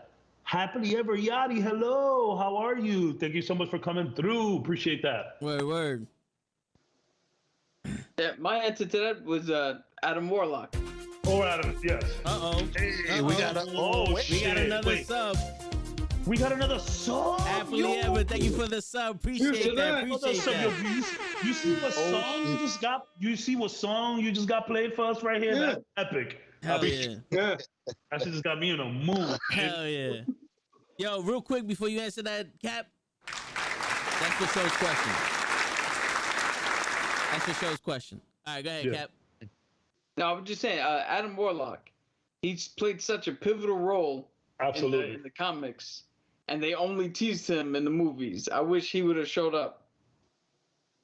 We still got Yeah, I time. also would have seen a little bit of the Nova Corps when he got absolutely massacred. Oh yeah, man. It would have been fun to see the Nova Corps, But I mean, we got what we got, and I cheered every time, and it was fun. And so I'm with it. Fun times. For me, I would have loved to see Nebula hold that gauntlet. Because I know in the comics, she held the gauntlet and they had to all fight her because she got crazy at it. I would have loved to seen something like that happen in that movie. What if Nebula has the gauntlet? Oh my god. You know what I'm saying? Like that would have been something. She'd have been like power hungry, and now Thanos been like, oh, wait, we gotta stop her. Like, Yeah. Hey, It's bad out there. I tortured this bitch.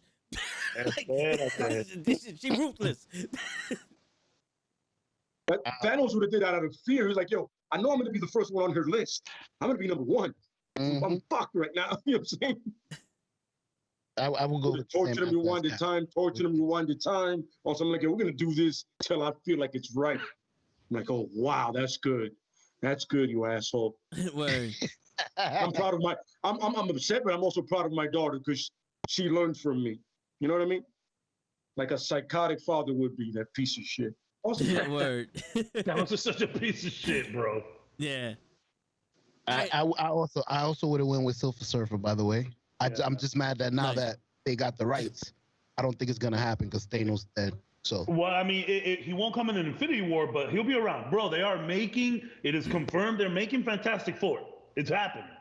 It's happening. Same director as the Spider-Man trilogy. Correct. Yeah. So we got this. We got this, bro. We will see Silver Surfer. We'll see the X-Men. We'll see all that shit soon. Maybe Phase 5.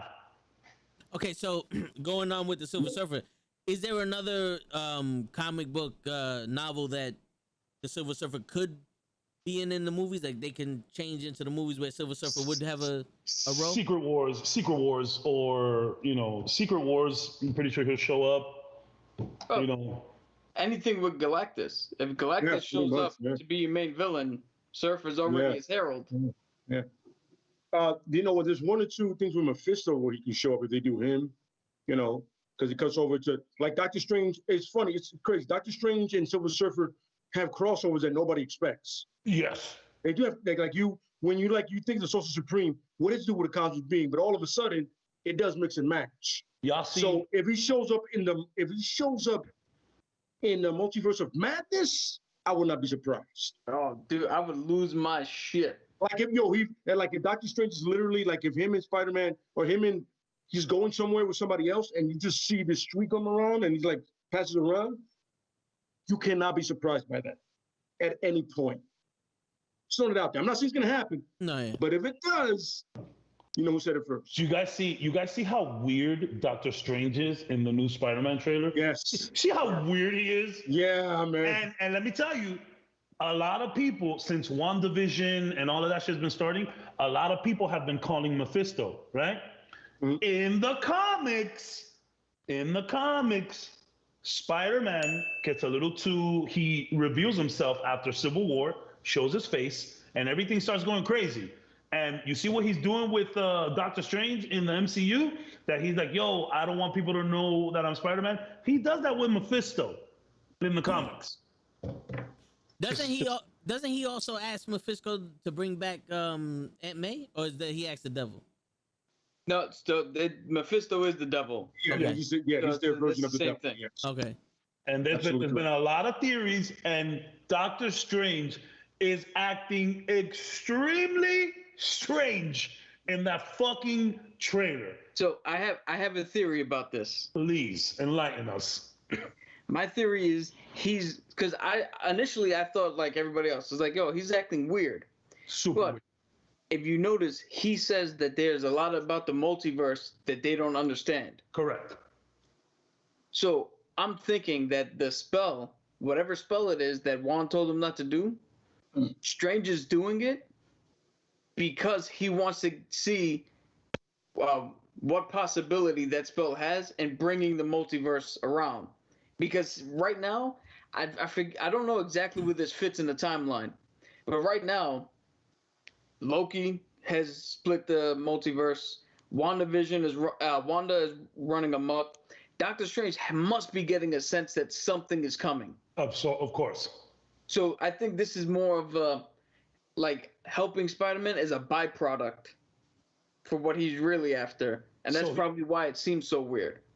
Plus, in the comics, there is a run where I think they call it Happy Birthday or something like that, where Doctor Strange, Spider-Man comes up to Strange, is like, "Yo, massive shit is happening. I need you to do a spell to fix this." Spider-Man used to do that shit all the time. Yeah. He's done that shit multiple times to Strange. My man, and as Strange is doing it, Spider-Man fucks up that spell. So I think what they're doing in the movie is just tying a little bit of whichever comic that is, and then the one more day where he asked Mephisto to erase everybody's memory of him being Spider-Man. Well, now here's a fun fact. That is a whole nother podcast, by the way. Now here's a fun fact. I remember what Cap said that one time where when the House of M shit happened, Wolverine went directly to Spider-Man because Spider-Man's senses would actually work better. He's the only one that would know. He's the only one. Now think about this. This Spider-Man's unaffected by it, but if you go to the other two Spider-Man, goes, "Yo, have you guys been feeling something weird?" And they go, "Yeah, it's the whole time. Like my spot's just going off, but nothing is wrong around me." And that's what they're doing. They're like, "Yo, listen, you can't detect anything because you're in the middle of it and you caused it, so it doesn't fuck with you. But if I find another Spider-Man and maybe another one, I can think about like, yo, listen, do you feel something different? Like, yo, it's been going off, and I put away Doc Ock, I put away Electro, I put away everybody.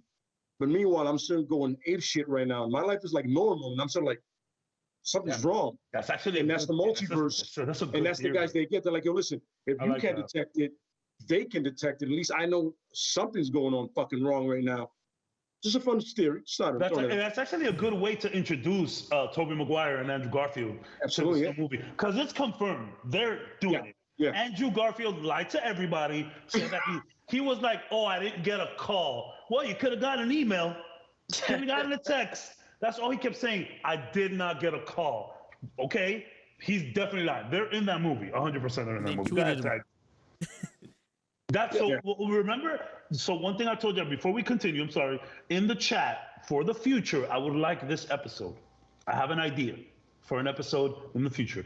This episode is titled, "You Can Like Whatever Spider-Man You Want," because I've been on a Spider-Man fucking rabbit hole that I'm going down right now. I've been watching the original shows on Fox. I've watched Spider-Man 1, 2, the Raimis. I've watched Amazing Spider-Man 1 and 2, and I've watched Homecoming and Far From Home, and a bunch of the TV show. I even went back to some comics. And I have Spider-Man 3? I have the one that they redid. We don't talk. Yo, look, I'm gonna tell you right now. Spider-Man 3 is not that bad, but for the information I was gathering, I didn't need it. Okay, but it's not as bad as we remember. It's not great, but it's not as bad as we remember. But it was not a viable resource for you. Yeah, but one day we got to do it because there's a lot of Spider-Man that the MCU got wrong. Just want to say that.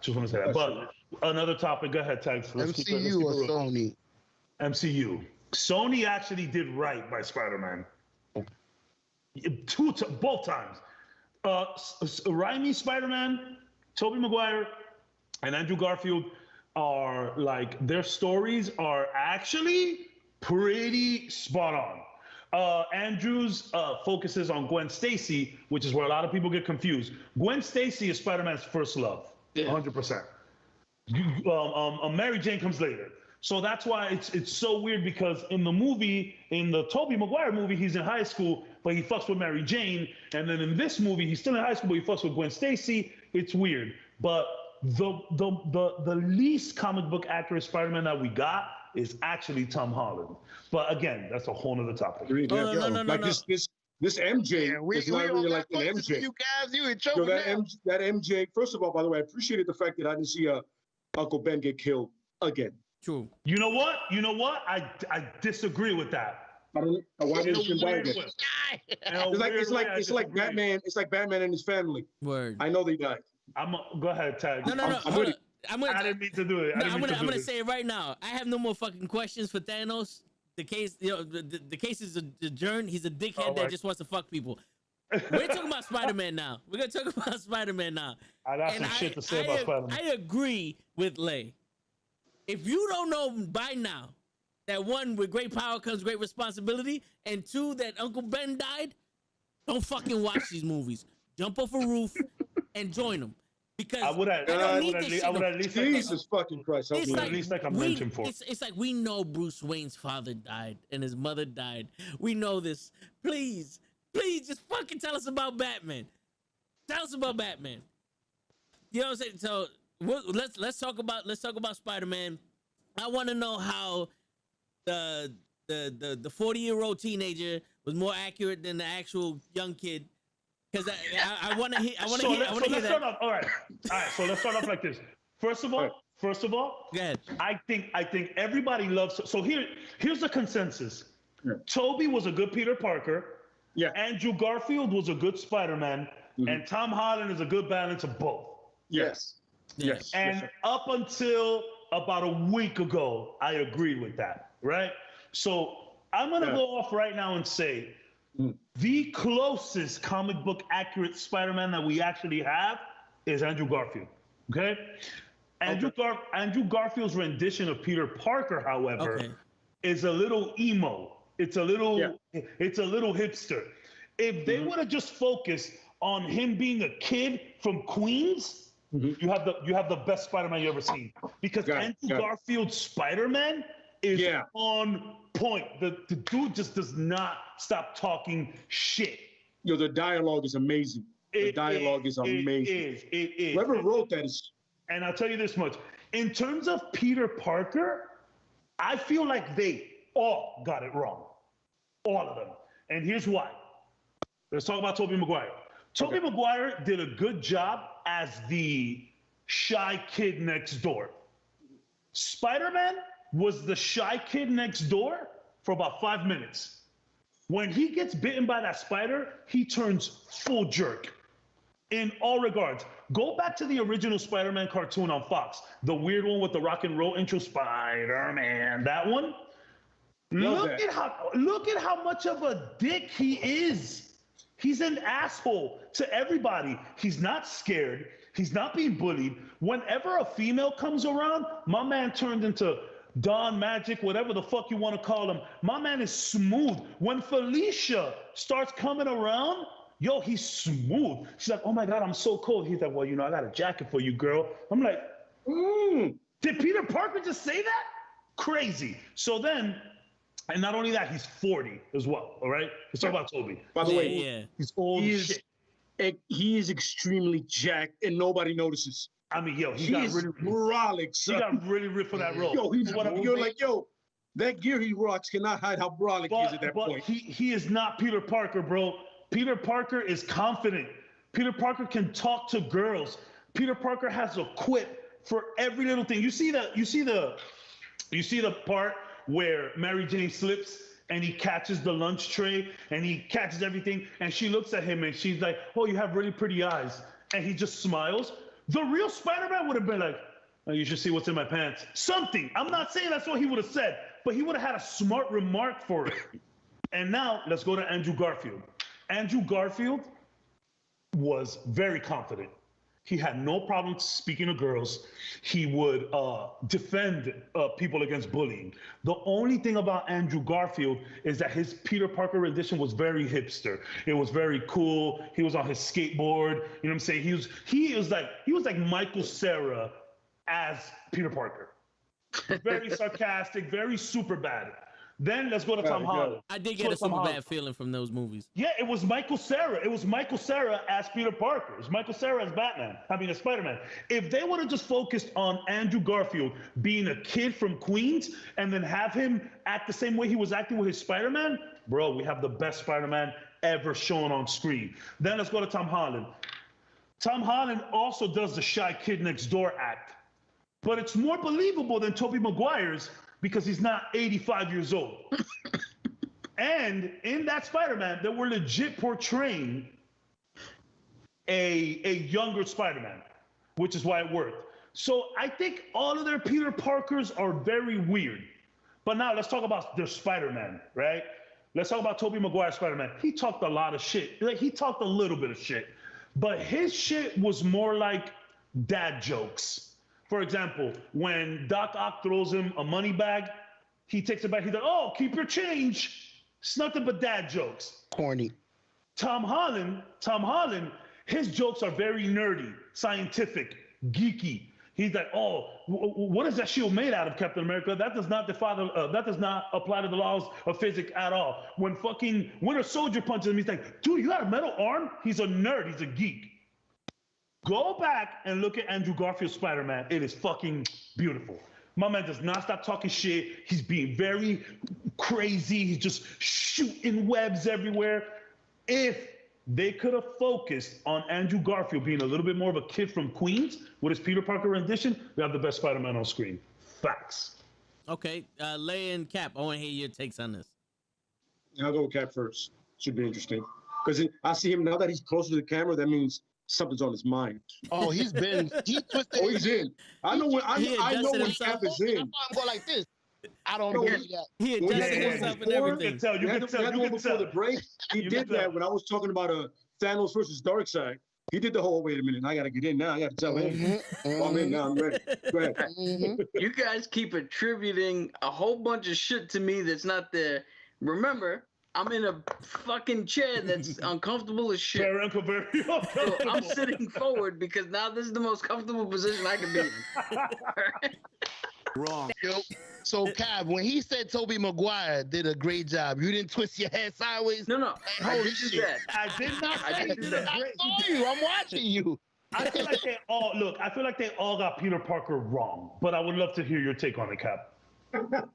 So, so I agree with you that Tom Holland is not the most comic book accurate Spider-Man. At all. His story is all fucked up. Yes, but I would say that Tom Holland is the best Spider-Man in the movies. Balance, yeah. Balance. He fits better in what the MCU is doing than anything else. Tobey Maguire, the first two Spider-Man movies were good. Legendary. Yeah. But I think, similar to The Dark Knight, I think the second one is only elevated because of Alfred Molina. If Alfred Molina was in the first Spider-Man, it's the best comic book movie ever fucking made. I'll tell you that right now. 100%. Yes, so, 100%. The Andrew Garfield Spider-Man, you're dead on. Him in the suit is probably the best Spider-Man because of what he was doing. Him out of the suit, it's weird. It's weird. He was too hipster. He was very hipster. Was he from Williamsburg, like in Brooklyn? That got weird. Definitely not. He made it weird. Definitely. I'm sorry, Captain. Just made it weird. Like when he said it, when he started talking, like that's the vibe I got. But I'm sorry. Go ahead. No, I was just saying that I think the problem with Andrew Garfield though is he wasn't good enough to elevate the movies he was in. Because that second movie with Electro and who I don't even know who the fuck else was in that one. Rhino was in that one. Rhino was in it for like 10 seconds at the end. That don't count. Yeah, it was Electro and Goblin. Yeah. He couldn't Goblin elevate was in that movie? Huh? Goblin was in you remember him? Yeah, I only remember Blue Jamie Foxx. He looks like a leprechaun. Yeah, Dame DeHaan was Harry Osborn. Harry Osborn turned to him. That's why I don't like any of those fucking Spider-Mans. Go ahead. Amazing Spider-Man is a good movie. He couldn't find a way to elevate those movies based on the things around him. Tobey Maguire felt like he played it a little too safe, and he fell back on the fact that he had William Dafoe in the first one. He had Alfred Molina in the second one. Even in the third one, I forget the dude's name, but the guy who played Sandman. Sandman, Sandman was actually pretty good. Amazing. But Tom Holland has the emotional range that you, regardless of what you think about Far From Home and Homecoming, Tom Holland elevates those movies. And that's what you want from Spider-Man. You want Spider-Man to make the movie good, 100%. not the people around him. This is like the first time me and Cap actually agree. No, listen, man, and don't get me wrong, man. I love Tobey. So that's the thing about Tobey Maguire. Let's talk about Tobey for a bit. So a lot of people attribute the success of comic book movies and hero movies nowadays to Blade. And Blade really was the original one to set that ground. We're like, yo, we can make superhero movies. But Blade is a little dark, let's be honest. It's a little dark. Right. The movie that really anchored it all in was Spider-Man, Raimi. Word. You know, real quick, Kaz, real quick. Oh shit! Pop quiz show. What did I do? He had his head down. I see Show over here fucking around. I love the quizzes, bro. I love the quizzes. Who played Blade in the movies? Oh, come on. Oh, really? Come on, bro. Wesley Snipes? Okay. All right. Yeah, Okay. bro. Okay. That- Brother, Okay. look at him, it's his brother. You should have asked me if I knew if he was part of MCU. I didn't know that. Yo, He's not. you would have said Michael J. White. I'd have been like, yo, we need to talk. Yeah. If you would have said, We need to go to the side. Me and you on a different stream and be like, yo, we need to talk. you would have said That's Michael. man. That's yeah. man. But back to Tobey. So look, Tobey really did hold the torch for comic book movies, and we loved Tobey. He was the shy kid next door. We all felt like him. But bro, I want you guys, if you guys have Disney Plus, just watch the first episode of The Amazing Spider-Man, the original one for Fox. Just watch 10 minutes of that show, and you're like, holy shit, that is not Tobey Maguire. It's not Tom Holland. It's not Andrew Garfield. But I would say that I still believe that Tom Holland has the best balance. Now, if we're talking about comic book accuracy, Tom Holland is like down here. Why is that? Because Civil War is probably, next to House of M, is probably one of the most important story arcs to Spider-Man. That's when Spider-Man reveals himself as who he is. And that's when all of the Mephisto shit happens. Bro, like, we don't get, I know you guys didn't want to see Uncle Ben. That's fine. I want to at least hear about it more than just a couple. Yeah, there's a couple throwaway lines. But it's like, you know, the whole him wrestling to impress a girl, get some money, he really did that. You know what I'm saying? The whole Gwen Stacy story, he really did that.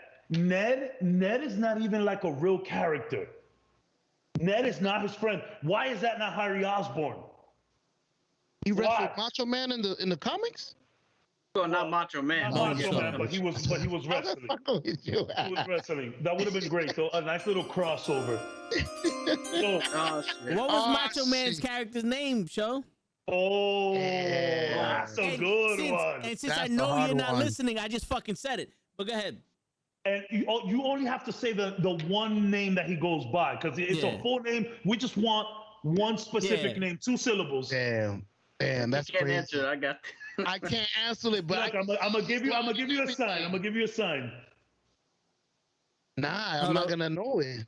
What is it? Oh, come on. I have a sword. Look, I have a sword. For 3 minutes. Okay, you got that phrase. That's crazy. There's more to that. Phrase. Go for that phrase. I got you for 3 whole minutes. Yeah. 3 minutes. 3 Yo, whole that- minutes. Bro, Go that scene is so absurd. It's so absurd, that scene. Yeah. Nah, I'm done. Go ahead. I'm losing. Yeah, That's my yeah. first bell. Bonesaw. Oh, Yeah, okay. here's my bad impression. Bonesaw's ready. Bonesaw's ready. Yo, I don't know how that was bad. That was pretty accurate. that was actually That was really accurate. I like that one. That was really good. I'm with it. Yeah. So more than I'm that, going like, thumbs up. and not only that, like Aunt May being super young. You know what I'm saying? And it's like here's the thing about Tom Holland's Spider-Man. My man is funded and backed by Tony Stark. Like, he don't got bill problems. You feel me? They don't got to worry about the rent. Tony Stark got the rent. You feel me? They don't got to worry about that shit. What makes, look, just like, I would say that Bruce Wayne's parents dying is just as impactful. I mean, sorry, Spider-Man's parents leaving and Uncle Ben dying is probably more impactful to me than Batman's parents dying, because Batman's parents died, but he still has Alfred. You know what I mean? And, you know, Spider-Man, you know, his parents go away and the CIA apparently like kills them.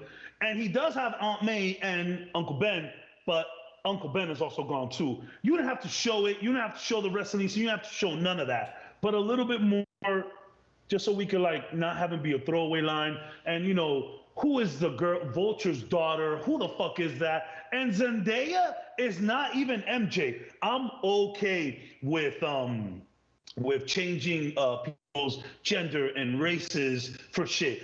What they did with Flash in the MCU is fantastic.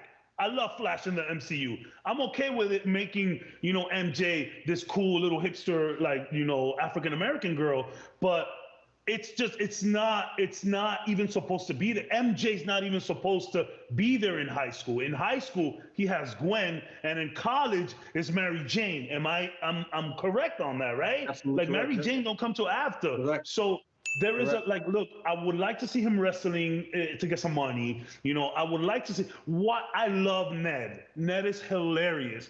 But why is that not Harry Osborn? Can we agree that the reason why that didn't happen in Marvel's rendition of Spider-Man is because Sony fucked them up? 100%. 100%. No, so that's the thing. It's not that I dislike the MCU's version of Spider-Man. They did what they could with the hand that they were dealt. It was already, like, if they had the license from the beginning, we would have had a Spider-Man movie originally right next to Iron Man, right next to Captain America, right next to Thor. We would have had those officially, but because of the Sony thing. But when we're looking at comic book accuracy, the most accurate is probably Tobey Maguire. Even to his story, not to his character necessarily, but to his story, it's a toss-up between Andrew and Tobey. What do you think, Cap? So, here's where I stand on that. I agree with you 100%. All right, but where I take a stand is the Sam Raimi Spider-Man and the Mark Webb Spider-Man. Those are the two guys who directed those franchises. They were playing standalone sandboxes. For sure, 100%. So to be comic book accurate meant a little bit more, because you were telling the story from there. From their perspective, yeah. Yeah. Tom Holland doesn't need to be comic book accurate. For sure. Because he's MCU accurate. For sure. So I'm cool with, first off, I'm cool with the fact that Spider-Man already existed when Tony Stark went to go get him in Civil War. Because that means he was playing around in the background. That means the world was alive. That means other people are around doing things that we haven't gotten to yet. In their own world. So so like you said, Uncle Ben means something to you. And I respect that. I'm not taking anything away from that. But for me, I don't need 18 million times I need to know these people lost their parents. I got it already. I hear you. I understand the argument. But, all right, so in Cab's defense, I understand where you're coming from. And if the MCU would have done it, they would have done it way better. But because Sony did it already, and DC like fucking gets off to killing Batman's parents, I can see why Marvel's like, all right, let's skip this and let's get to the meat and potatoes of Spider-Man.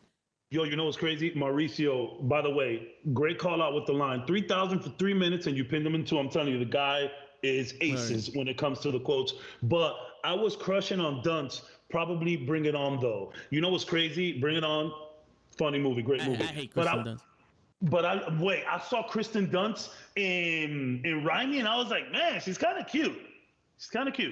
I was not feeling her as MJ. Me either, man. That was wrong. I was like, what in the blue fuck is this? Yo. But you know what? You know why I gave her so much leeway? Because of everything else in the movie. Nah, yeah, Yeah. I hear you. She wasn't. She wasn't so- as okay, pivotal in the first one as she was in the second one. Well, and that's my problem with the second one. There is absolutely too much Mary Jane stuff in the second one, bro. There's like 15 seconds of that movie where she's running away from the altar. Like, why do we need to see that? Why do we need to see her interaction in front of the restaurant with Peter? Why do we need like? There's so much, and I know what they were doing. They were building up to this love, and I get it. But the first movie did not have as much Mary Jane in it, and I think it was great for it. And I'll tell you this much, the only thing holding up Spider-Man 2 over Spider-Man 1 is Doc Ock, Alfred Molina, and the train scene. You're fucking right. Correct. And the train scene. Holy You put shit, that man. train scene and Doc Ock in the first one, you have the best comic book movie ever made, possibly. Tell you that. I mean, you. Real quick, I want to see if Show's listening. Now, Show, Cabs made mention to this earlier. Mm-hmm. We know MJ is one of the girls that Spider-Man's into. Who's the other one? Oof. Gwen. Who? Okay. I'm sorry, who? Gwen. All right, I heard Wendy. That's why I had him double check. And I know that because I have a question for you. Gwen what? Oh, Gwen. I don't know her last name. All right, I'll take Gwen. I'll take Gwen. I'm listening. I'm listening. Gwen Stacy. Gwen All right. Stacy. What's your question, Show? You guys said that's his original love, but in the Infinity Gauntlet comic, when Thanos snapped his finger, Spider-Man is running home to see if Mary Jane is still alive. Because by that time, Gwen Stacy was dead. Okay. Yeah. Dude, So that's one of those moments in comics where like it rips your heart out. What they did to her. Yes, absolutely. Oh my yeah. god. By the way, I want to give props to Show for pulling up something that it's not a big detail in a comic, but it's very fucking important. Yeah, He was running home to make sure she was alive. So we'll That is one of those moments like people, like Cap said, like people don't think about it, but like, yo, the first thing he did was run home to make sure she was good. So good shit, Charles. When- Appreciate and let me tell you, Love that. Gwen Stacy has a pretty rough death. Oh yeah. It's kind of like you see it in the Amazing Spider-Man 2, but she doesn't hit her head. She actually dies from the whiplash of Spider-Man throwing the web and catching her. So when he catches her and pulls her up, she goes and just dies. In the comic, it's insane. And it's insane. Cat, before you say anything, I actually saw that part of the comic, and it's one of those, she bounces and you just see a little snap.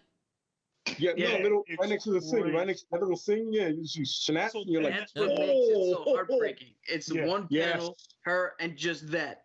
Yeah. I would love to see Yeah. that in the movie with It's sound effects and everything. So in the movie, they play it off as she hits the floor. And Oh my, that was also brutal. which, you know what? It's pretty gruesome. And you know what? I'm glad that they did it because in the comic books, how many times hasn't Spider-Man caught someone with his web? It just so happens that she was falling so fast this time that you just, so they kind of, that's another thing. Oh, and again, back to Tom Holland MCU. I think he's great for the MCU, but it's just, a little comic book accuracy. It's a little off. But again, you know me, I'm okay with taking liberties to make things fit. And they did the best that they could with Spider-Man. But that's another thing that people do not like about this Spider-Man. There's no consequences. Peter Parker always faces consequences. There's people constantly dying around Spider-Man. And most of the time, it'd be his fault. But this movie now with Doctor Strange, We'll see. We'll see. Yes. Because we'll see. he's Someone's been having going. his two Someone's movies. dying. His two movies were basically fillers.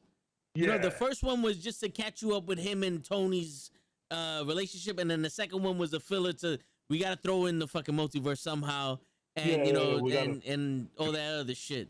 So this one can, I feel like this could be actual dedication to Spider-Man, and like what can happen because there's too much shit going on for someone not to be fucking. Someone's gonna die. Someone's gonna die. Again. It's gonna be either Ned. It's either gonna be Ned or Flash. I don't think Zendaya. It's funny, but it could maybe be Zendaya. one of the things where you got multiple people dying in multiple verses. True. It could be that versus MJ, this versus Harry. You can take the liberties. It's a great thing about multiverse. You can care about a character right away, and they can die right away. And you're like, oh shit, how does this affect this Spider-Man or that Spider-Man? But I'm gonna put my money on the Mary Jane we just got. You think Why? You think they're taking her out? Why? Because how much would that change this Spider-Man? Oh, They just got together, by the way. They literally, he heard the news, and they just literally are fucking with each other at this point. Yeah. And like, remember, they're on that roof shit or whatever they're doing. Like, oh shit, I'm like, everybody knows I'm Spider-Man. What are we gonna do now? Word. Now, if you kill her off at this point, like through his whole, like, let's say everything goes down, and all of a sudden at the end she gets murked. You're like, the fuck does that do with Spider-Man going forward? Because remember, in the MCU, Spider-Man's been Spider-Man for like 2 years. Yep. By this point. So when we first see him in Civil War, he was Spider-Man for 6 months. Mm-hmm. So then Infinity War, everything that happened after, like 2-3 years. So we now have Peter Parker going into high school with a dead Mary Jane. Holy shit! We're gonna see some symbiote action. Oh yeah. I'm just saying, and I'm saying is that's the way you do that. Yeah. Like he's at the point, like he's at the rope's end of his shit, or his web's end. There you go. Web's end of his shit, right? And all of a sudden, he gets a symbiote, and he was like, yo, the reason these people died is because I wasn't willing to go that extra mile. Now I'm done with that shit. And then you get that. And then you could even, you know what you can do with that? You can do Kraven's Last Hunt with that. You can go into that if you want. If you want to get fun with it, you can do that. I'm not saying they already confirmed Kraven. They already confirmed Kraven. They confirmed, yeah. I'm not saying Kraven's going to kill him, but you're going to get that Spider-Man. The massive dickhead that is willing to kill whoever he has to because of what happened beforehand. In the animated show for Fox, he gets the symbiote like episode 5. Yep. Like first season, episode 5, symbiote. I'm like, if you have Disney Plus, please go back and watch that shit. He's saying like gay jokes, bro. Like on Fox, there's like legit gay jokes, and I'm like, Spider-Man, you bugging out right now, son. Like, and he has that famous line, like, well, I'm not scared. I've walked through the Bronx. Like, Spider-Man is so funny in that TV show, bro. And let me tell you, Toe knows about that. He almost got shot up in a bus the other day. If any of you guys in chat have seen that crazy lime green, was it a Challenger or a Charger? I think it was a Mercedes. It was it's the 5, yeah. If you seen a news article that in the Bronx, some crazy dude in a lime Mercedes driving around, almost crashing into a bus, Tags was on that bus. Right, Tags was in the car. In the Bronx. The Bronx is no joke. But yeah, I'm telling you right now, son, like that. Go back and just give that Spider-Man a couple shows. Man, the crossover event that they do with the X-Men in that team. Oh my. Yo, real quick, Jose got a good point. He goes, if they kill off MJ, do they bring in Felicia Harden? Now you see, here's a fun part about it. Here's a fun part about it, right? They do have Black Cat, Silver Sable movie planned out. So, in many ways, this could be your in-wing if you do kill off Mary Jane. Because remember, Felicia was feeling him, and then when she was Black Cat, she got top disrespectful feeling him. Like she just wanted all the Spider Wang all day. You know what I'm saying? So this could be the best way to do it. It could be the best way to do it. You kill off Mary Jane, you bring him, because Felicia Harding is more interesting than this Mary Jane, because she's more aggressive, how she is in wanting Spider-Man. And look, Felicia was in like the first couple episodes. Felicia was in like the first couple comics. Felicia was there before Gwen Stacy. Yep. Yeah. So that's official. It could, you can find it's an in. Jose, it's an in to another relationship. It's an in to another relationship, and that's a great point. You could really do that and make it. And you know what you can do is, like, for some reason the MCU loves the super soldier serum, and she does get it. She does get it. So you could get, like her father in the comics, her father steals the original formula. He actually knows the original formula from Cap. Like the formula that actually happened, he knows it. And that's the one she gets. That's why her shit isn't as lame as everybody else's shit. She gets that Pfizer. Oh, yes, she gets the hot fire. She gets that hot Pfizer, fire. that double dose. She got the Pfizer. Yeah, absolutely, sir. She's ready. That's the dope thing about it. She gets the Pfizer. Bucky gets the Moderna. The Moderna. And then those super soldiers, the Flag Smashers, they get Johnson & Johnson. Yeah, US agent definitely gets Johnson. Yeah. Yeah, US agent got Johnson & Johnson 100%. You got that one shot with like no electrodes. It's just him. You just got the shot. So yeah. So how does Lady Death feel about Spider-Man? Bringing it in the circle. I don't think she really cares. Yeah, she doesn't. She doesn't have that much interaction with any of the other characters. I think there was one where she found it weird that Deadpool was enamored with him. Like, what is your deal with you like that kid so much? Yo, he loves Yeah, like, what's your deal with him? It's like, yo, he's just a human being at the end of the day. What is your deal with him? Yeah, like that. What is your deal with him? What do you I don't get it. I'll tell you this much. Another thing about Spider-Man and the MCU portrayal of him. Yo, the Avengers don't like working with that kid. No, they don't. With Spider-Man. Yes, I went back to some of the comics, and in the MCU they do a good job at them not. It's not that they don't like Spider-Man. It's that he's super young. They're like, yo, what's up with this kid? But in the comics, no one likes working with Spider-Man. Not that he's a bad guy. It's just he's a dick. He's a kid. I'm telling you, I would have loved to seen some more one-liners. And you know what? Tom Holland actually does a decent job at it when he goes to the store and the guy's talking about his aunt, how she's hot in Spanish. He's like mad Puerto Rican. He's like, oh, la tía de este tipo está buenísima. And he's like, ¿Cómo está tu hija? I'm like, yo, Spider-Man, chill out. He's like, yo, how's your daughter? I was like, yo, chill. Okay. Chill, bro. So it was cool to see that. You know what I love about that? That Anthony Mackie goes at that hard just on Tom Holland. Like, he wants to push forward how much, yo, we really don't like him. Like, us as human beings, we don't like Tom Holland. But also that translated to him as Falcon. He goes, yo, I just don't like the kid. I just don't like him, And then Bucky, Sebastian Stan, the same thing, like, oh, we really don't like him in an interview. He's like, yo, we don't fuck with that guy like that. But that's a great thing, is like, you're bringing that out of the comics and into real life, and then people translate it back. And here's a fun fact: when Tom Holland goes, when he goes, yo, you've been in your movies, they're not good. He goes, oh, how many Falcon movies have you had? Oh, none. Now Anthony Mackie goes, yo, you may be Spider-Man, but I'm Captain America. Yeah. I had a series, and I'll have a movie. He is getting a movie confirmed. And there's definitely gonna be multiple Captain America movies. Absolutely. 100%. I think at least 2. Yeah, at least 2. Yeah. You know what I'm saying? But it's a fun thing when you see like that, which Cabs is right. Like, yo, in the comics, nobody likes it. Nobody. You know who actually likes Spider-Man? The Punisher does, but to use him.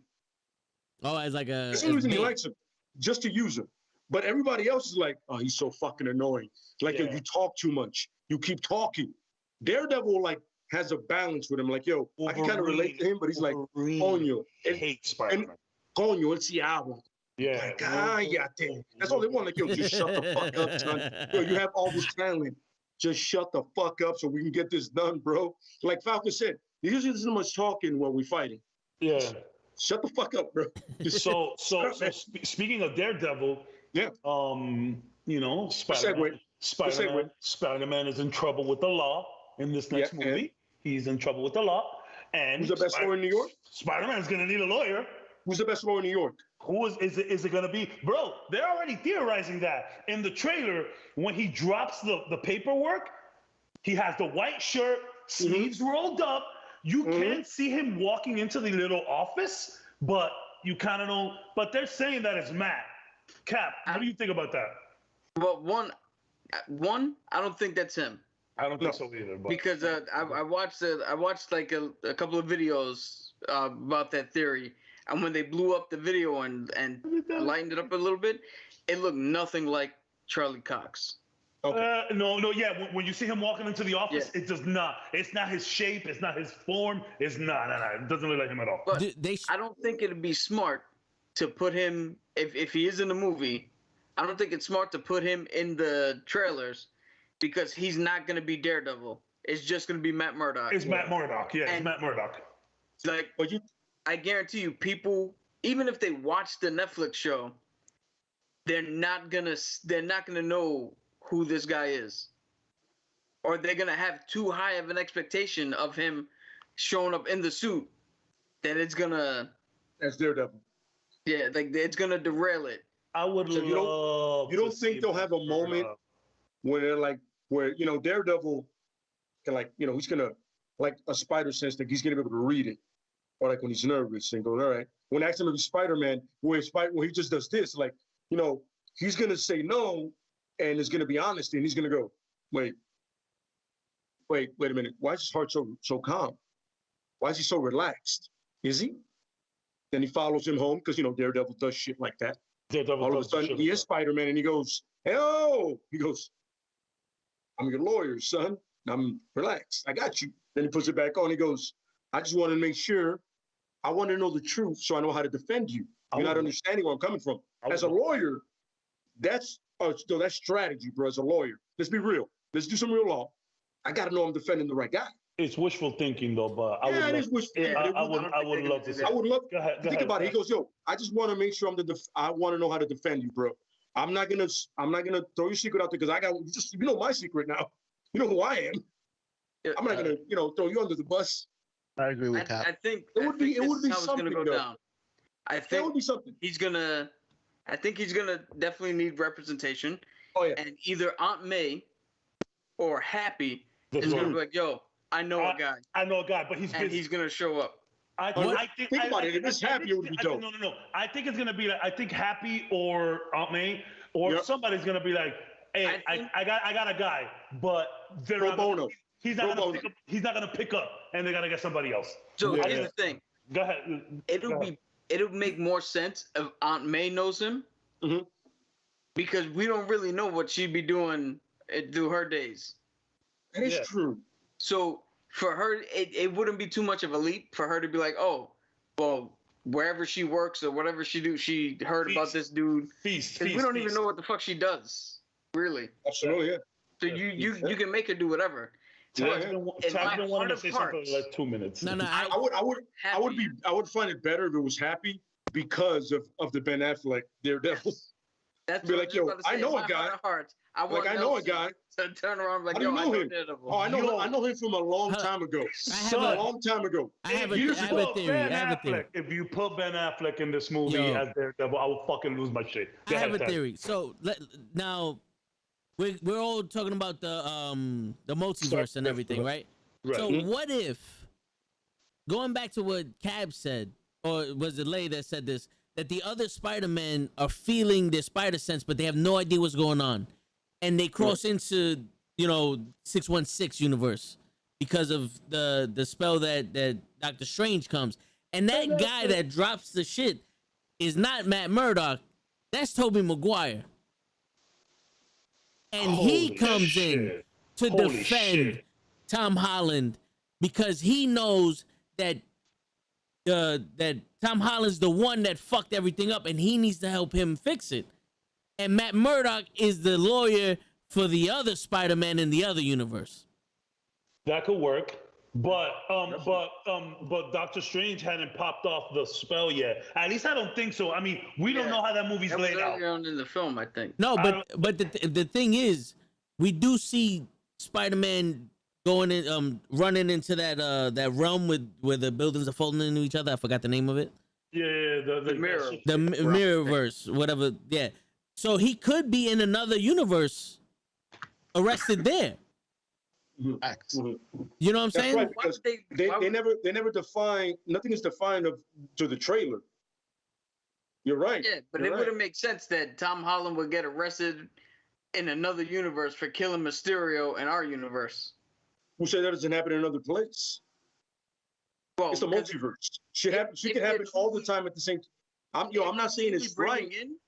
I'm not saying it's right. I'm not saying it can happen. And the other dude, none of them even fought Mysterio, and none of them look like Tom Holland. So you wouldn't turn around in another universe like, oh, there's the kid. But here's the thing, though. Let's say that this timeline or this movie is happening at the same time Loki fucked up the timeline. I can't wait for this movie. And Doctor Strange does that spell while Loki fucks up the timeline, and he's not Loki. Corrected. Silk. Let's blame the broad. Well, her name is she is a Loki. She's a Loki. But she's not our Loki. Okay, she's their Loki. the Enchantress fucks up the timeline. The Enchantress fucks up the timeline, and something happens with Strange, and he goes into that other universe.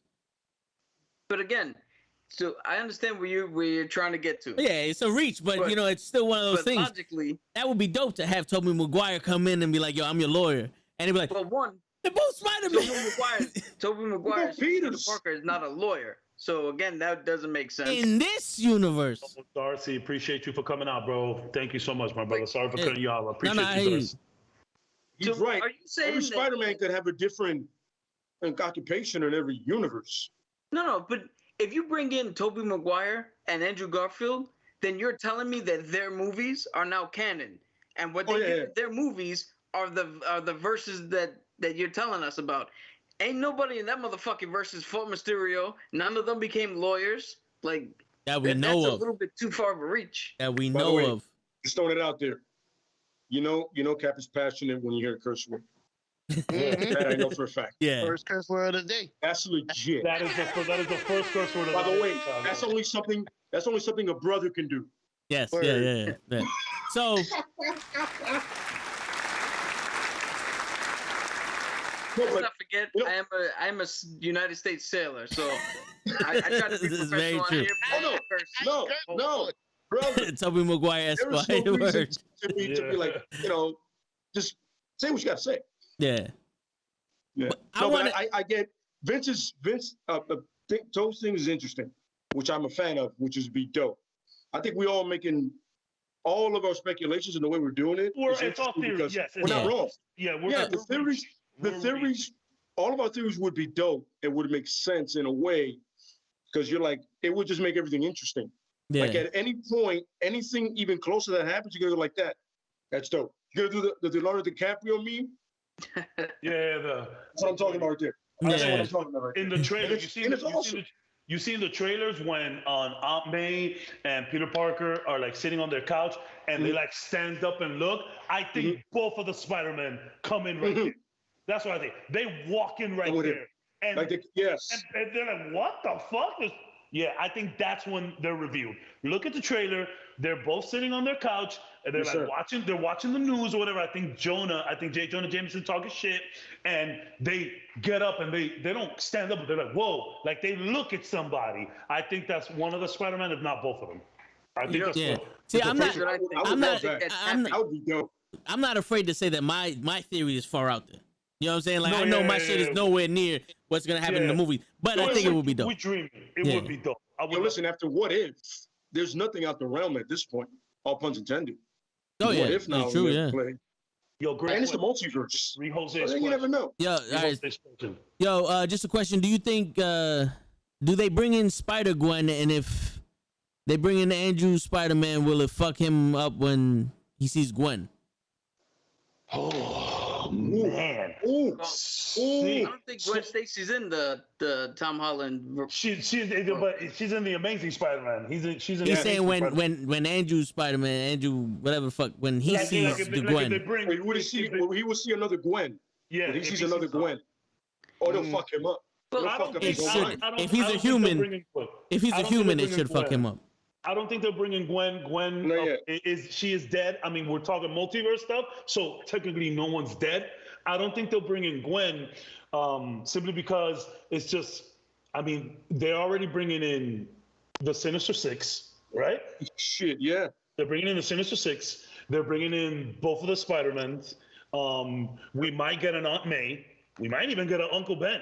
Who the fuck knows? You know what I'm saying? I think it'll be too much people. I think it's too much people to bring her in, but it would be a nice like catalyst or like a big moment for Andrew Garfield to like see her again. I think it would be nice. I think it'd be pretty dope, but I don't think so. There's just too much people at this point. Because not only that, who are we gonna bring in from Tobey Maguire? Is it just gonna be Tobey? Sure. Are we gonna get some Norman or Harry Osborn? I mean, technically we are the Goblin is there. You know what I'm saying? So It's a lot of We questions. should get Norman. We should get Norman. We have to get Norman. We have Gotta to get Norman. Yeah, he's Because you know what? Question. I got one question. Who bought the Avengers building? So, Tony Stark. if you look at Loki, the TV Uh-huh. show, Mhm. one of when they were in that time at the end, Yeah. right before they went into the thing, it said Kang Industries yes. on that tower. Yes. So Okay. On the Which is- Avengers Tower? there's three theories. On the Avengers Tower. Okay. Yeah, there are three theories. One, Kang buys it. The second one that I heard is that is now the Baxter Building, and that's where the Fantastic Four are. And then there's the third one that is now owned by Oscorp. Oscorp, yeah. Yo, Which makes Those sense. are the three prevailing. Because if you're gonna have the Dark Avengers, Yeah. you're gonna have Norman Osborn. This movie's gonna be Real- insane, y'all. Yo, it's re- gonna be Like insane. Real it's quick. driving the series crazy, but it's amazing. No. I got a question for you guys. I just want to throw it out there, and I thought right. it was a fun fact. Yeah. In these Spider-Man movies, how would you rank the villains? Who's your number one, and who's the last one? But I want to start with the last one first. I'm assuming it's Rhino, but that's on you. Who? Oh, he's in. Rhino. I don't even acknowledge him. No. So it's worst to best? You're gonna acknowledge him today. Worst to because he best? sucks. Yeah, worst to best? From worst to best. Okay. I like to go up. All right. Okay. better. So Rhino. Rhino. There you go. Then Topher Grace Venom. I don't care what anybody tells me. Venom, yeah. Topher Grace Venom. And then Electro? Electro. 100%. I like the Green All Goblin. puns intended. Then Not Falcon. you wait. The Vulture was good. Vulture was good. What? Wait, no. It's Michael Keaton, brother. No. Vulture was good. As his character, yeah, but with the fight scene at the end and the action, it was a little. That it was- has nothing to do with his character, though. I know, I hear you, Were but you this not- left to tell- be tell me this desired. much. In that car scene, were you not afraid of Vulture when he was I talking was, to Parker? It's- I was in fear, I get bro. you. I was like, Yeah. oh shit. Like, yo, he was like, yo, like Parker has the power at that point, but he was like, yo, my man, I'll fuck up your whole life, son. I will destroy you. I'm like, my man, you know what? You're right. My bad. I hear you. I fucked There's up a in this difference game. between being intimidating and acting intimidating. Who said he was acting? I think he He was could- intimidating. when they left- got to he the- coulda when they left got to and the fight- killed out May whenever he wanted to. What I like though is when he zaps homie, like he just fucking destroys him, and he throws the thing. He's like, "Now you're the shocker." I was like, "Oh, Exactly, yeah. Nah, My man, he's a he has no problem, qualms Yeah. about killing. He's a problem. It's a about his problem. money All right. and his family. I give it. All right, he might not be on the bottom, but No, all right, but go if ahead. that's your choice, I don't No, want to no. convince you. I'm just Not on saying the that's bottom. my So- theory. So No, then I'm after just that- saying. Go ahead. Yeah, No, go ahead. it's just because it's like the villains. Like how many were there? How many are left besides the top guy? So we got a couple. So then after we're on Electro. After Electro, then I would put. Well, you know what? Harry? I would put Harry after Electro or under Electro, maybe. Yeah. Which one? The glider Harry. Both. I mean, okay. I will put Harry from Amazing Spider-Man 2 first, and then I'll put the Harry from Spider-Man 3. Then after that is Sandman. Then after that is Vulture, in my opinion. And then after, okay, so Lizard. Lizard was okay. I put Lizard like maybe after the Harrys. Okay. Then Sandman. Mhm. Then Vulture. And then, of course, Then Doc Ock. Yeah, Doc Ock Fantastic. is number Top one. three. Doc Quick Ock is que- number one, like by far. Quick I mean, question. if somebody has a different opinion, you never No, know. Somebody yeah. could like Toby Grace's Venom more. I don't know. Well, Nah, I don't think I so. have Electro at the bottom of mine. Two questions. I hear you. I Okay. respect that, Cap. I respect that. It's Okay. not a good. It's You not have Electro at the very bottom? Yeah, very bottom. Cool. Hey man. Yeah, Hey, yeah. I get it. No, they're interchangeable there. As you were saying, go ahead. As you were saying. Two things. One, did the government take Peter Parker's parents in the comics? the CIA like kills his parents In the comics. in the comics. The CIA. because that was one of the parts that I did not like in this dude's Spider-Man's. Oh, that shit's accurate, bro. It's the Okay, CIA. all right. The CIA takes him down. Yeah, All right. that's accurate as fuck. All right, Yeah. so second one, Show had a question about Silver Surfer, and I just want to let him ask the question before. My bad. Wait. Before Silver Surfer, quick note. You guys are saying that Toby Parker was old. Who? Toby Parker. Toby Maguire. All right. Toby Parker is now a character in the Diamond comic book. Tom Holland. One more. Tom Holland was 24 when he did Spider-Man. Okay. Right? Toby is 46 now. He did it in 2002. Toby was 26. Please stop saying he's 40. He don't look 40? He looked 40 in that movie. Tom Holland looked young. Yo, Show. Just making sure. Show. You said he was 26, right? Yeah, but He when looked Tom all Holland of that first showed 26 in high school, bro. yeah, when Tom Holland first showed up, though, he was 21. Yeah. But like this. In Infinity War. Okay. And Joe, let me put it like this, Joe. 21. Tom Holland looked young enough to go to Bronx Science for a month and get away with it. Word. So that's all I need to say. He went to high school for a month in Word. Bronx Science, which, by the way, is an elite school. Yeah. yeah. Started out there. Tobey Maguire wouldn't get carded if he walked into a strip club, bro. Nah. You couldn't put Tobey Maguire or Andrew Garfield in a high school in New York to gain some perspective of the New York high school kid. Yeah. No, They were both 90210 high school. Facts. Yes. Word. They all look older. That is way too accurate for anything else. Nah, I hear you. All right. But Show, I applaud you for that information. No, it's a good question. Yeah. Go ahead. Great question, man. Go ahead, Tom. No, that was just your Silver Surfer question. All right, Silver Surfer. Y'all mentioned he wasn't able to be in the movies because of ownership, or right? Yeah. My question to you guys is, can you name, or is there other characters that were in the Avengers in the comics that you wish could be in the movie but couldn't because of rights? Oh, I got two. One of them, I don't know if it's a rights issue. I just don't know if they could put her in. But Tigra is one of my favorite characters, and I wish they would have put her in. But the other one is Namor, the Submariner, who Universal at the time owned the rights. That was right. That was definitely right. Which they had some theories about in Endgame when Okoye is telling Nat that there's some disturbances underwater, and she's like, "How are we gonna handle that?" And he's like, "Nat, it's a disturbance underwater. We don't handle that. That's not what we're doing." So they did mention him a little bit, but yeah, I mean, I know this is a throwaway answer, but man, I just want the fucking X-Men already. Bring in the X-Men. We need the X-Men. I need the X-Men ASAP. Even if you just want to give me Wolverine, just give me Wolverine, bro. Just give me Wolverine. Funny. It's fun. That's my whole answer. Just give me the X-Men. Give me the All X-Men I give ASAP. no. You know what's funny? I don't want all of them. I just want him. You know why? Because Wolverine finds a way. Wolverine hates Starks. He hates damn near anybody that's not Cap, because he used to fight wars with Cap, and you can be like, "Yo, we fought wars together, bro," and you can go back with that because he's that old. They're like, "Yo, we fought along each other in World War II.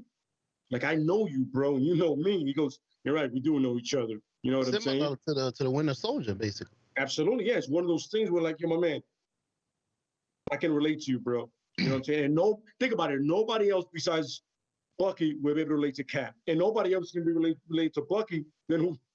Wolverine. Who else is gonna relate to him? How old are you, bro? Not as old as anybody else. You know what I mean? What about Magneto? You know, and then he could be that old grizzly dude that doesn't like anybody, but you do need the guy. You know what I'm saying?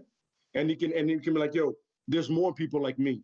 You know what I mean? We just didn't come out because this world is pretty fucked up. You know what I'm saying? We didn't say shit. You know what I mean? But yeah, I think I'm with Cavs. I'm like Logan the whole way. Just give me Logan. Give me the fucking X-Men. Give me Wolverine. Give me Nightcrawler. I need X-Men ASAP in the MCU, bro. Let's get it happening. Give me the Dazzler. I need some flannel and I need some long trench coats to make sure. Yeah. For real, bro. So I got two. One of them is a real answer, and the other one is just me, ranting. So the real answer is I would have loved to see the Fantastic Four, at least Doom. Yeah, 100%. Because they're big things in the MCU, and plus I like the Thing. You know what I'm saying? I would love to see how the Marvel does them. When are you gonna be the Thing for Halloween? Almost. I gotta figure out a way to paint rocks on my body. But hit up your boy Sunny Art. Yeah, I'm gonna have to. Halloween isn't far away, brother. It's true. We're a month away, brother. For real. Yo, and show my second answer, which is Drax. I wish they would have actually put Drax in the fucking movie, because he was built to kill Thanos, and he didn't even fucking fight him. Thanos killed his family. That was the fucking motive for Drax, even in the movie. And in the minute they're face to face, he's fighting a fucking one of those worm shits that came out the ship. Anyone else could have fucking did that. He was there during the whole altercation with on Titan. But that's he was there. He was there. But that's like if I fucking stalked this woman all day and we're finally in front of each other and I just walk away. It's like you did all this effort for nothing. And let your boys deal with it. Yeah, it's like come on, bro. I was so hyped for someone who was made to fight Thanos. At least fight him. You don't have to win. At least fight him. That and the Hulk. Because I'm not gonna lie, that was not my Hulk in the movie. I love Professor Hulk. Professor Hulk was good. Professor Hulk was good, man. I'm gonna tell you right now. I'm gonna do it again. That wasn't our Hulk.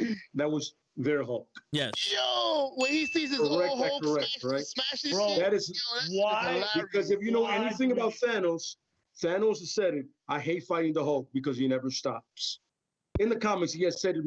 He said it many times. Yo, listen, I'll fight anybody else on this planet. Just don't bring me that green asshole because he just keeps fucking going. He doesn't know how to stop. Did Thanos say that with the Infinity Gauntlet in hand, though? I believe it was beforehand. Because let me tell you, because I really enjoyed Professor Hulk, and he is comic book accurate. We did have him, but I know a lot of people feel a certain way about the Hulk. Listen, after the Hulkbuster versus Hulk fight, I don't think we needed any more Hulk after that. We saw all of the Hulk. Not that we needed to see, but we saw a lot of Hulk there. So it's like the only reason people are upset about Infinity War is because they probably didn't watch Age of Ultron. You know what I'm saying? It's like, you know what I mean? Like if you saw Age of Ultron, you got enough Hulk. Yeah, but you know what I mean? I was disappointed when Thanos laid into a Hulk, where he fucked Hulk up, and then Hulk didn't even want to smoke after that. I was like, hold up, time up. My Hulk card right here. No, I'm with you. This Hulk card right here was like he went out like a fucking punk. It kind of the Hulk. You're telling me the Hulk doesn't want the smoke? He lives for the smoke. The smoke is what he emphasizes. But I understand. No, I get it. You have to show how much of a G Thanos is. Correct. Understood that. Right. All of a sudden, he takes out one of your biggest guns, like with just hand skills. But respect that. Shout out to Jose, also wanting to see Adam Warlock. Word. But then you give so much 100%. Power to Thor. It's like Hulk and the Thor, like, but like Hulk and the Thor, from what I understand. The thing is, you continue a story with Thor, not with the Hulk, because Thor leads to Ragnarok and all that other shit. It's a story leading. I understand what they did. Am I a fan of the Hulk being bitched out? No. But I understand the liberties taken to move a story along, because now the losses matter more if the Hulk doesn't take out Thanos on that ship. It matters more. I understand it. Am I a fan? No, fuck no. I wanted the Hulk to break this dude in half. Because the Hulk is not stronger than Hulk. Nah. I wanted the Hulk to break him in half because he only had 2 stones at that point. You're right. He only did have 2 stones. He only had 2 stones at that point. He did. And we're talking about the Hulk. The Power Stone. Every time I get angrier, I get stronger. But he didn't use the stones. He fucked him up hand to hand. Yeah. What I'm saying is, he didn't have 6. He had 2. He No, shouldn't yeah. even be as strong as he was. What I'm trying to say is, Who? Should have handled in the with Cavs and Cavs saying, I understand moving the story along, and Yeah. it made everything more. How do I say it? It made everything more dire. It's like if he takes out one of your biggest guns, what the fuck, dude? Your biggest gun is like, yo, I don't even want to fuck with this dude today. I understand it. But did I want to see Hulk break him in half and I want to see purple blood everywhere? Yeah. Yes. But here's my thing. Here's my thing. In a what if, I want to see him just do the Yeah. All that. No, you yeah. know, that Yeah, awesome Wolverine But shit. here's my thing. Like, I love the 2 movies. But if I'm gonna nitpick, I really hate the fact that they turned Thor into a god. I know he's a god or whatever the fuck case may be, but in all the other movies, Hulk and Thor, they fucked each other up. Yeah. You know what I'm saying? And also, Hulk had nothing for Thanos. And I know Captain America's like a fucking G when it comes to fighting. But Cap stood toe-to-toe with Thanos twice. You know, fucking Captain Marvel fucked up Thanos. Thor fucked up Thanos. And Hulk ain't even get one shot in, bro. Like, even as Professor Hulk, just let him punch him. Bakata. You know what I'm saying? Like, one cocotazo or some shit to Thanos. I hear you. Let him get his get back, a little pow, and then I'm gonna go help Peter. Drax, a little, you know, get on Thanos' back while fucking Captain Marvel was, Shanking him. you know what I'm saying? Like, toma, maricón. You know, something. Maricón. You know what I'm saying? Like, it's, 500 heroes fighting in that war. And you give just due to T'Challa, to the Black Panther and Falcon, and then to the originals. But then Hulk is an original. Hulk is an original. He is the original. Yeah, they made. He is, yeah. You know what I'm saying? Because Cap is not even an original. Yeah, they don't give him. They don't give him no. He's not. You're right. They didn't respect. I agree. him. I agree. You're right. But I agree, yeah. But all things considered, I still enjoyed Professor Hulk. I thought it was very. Oh funny. yeah, I love it. I love very Professor funny. Hulk. I like But you're Professor right. Hulk One also. Cap, Yeah. I know you got some. No, you didn't get it right, bro. Well, he just So it's pressed not, the you didn't get time travel button. right. Yeah. I see this as a dying. win. You With was his funny pencil. as hell. Yo, Cap, I know you got something to say about that. Oh, I can't wait for this. So the thing is with the Hulk, Yeah. the Hulk does not work for movie purposes unless you nerf him. Yeah, he's too Absolutely, strong. yeah, I agree. Because if you don't nerf him and you let him go full, there is no Infinity War. He stops Thanos, or he delays Thanos on that ship. The Superman complex. Loki doesn't die. Mhm. Heimdall does some other shit. He could probably take the gauntlet off of him. He's beating the shit out of what the fuck is the other big ass dude that's with From the Black Order. From the Black Order, yeah. I can never remember his name. Carnivorous, something like that. Let me see.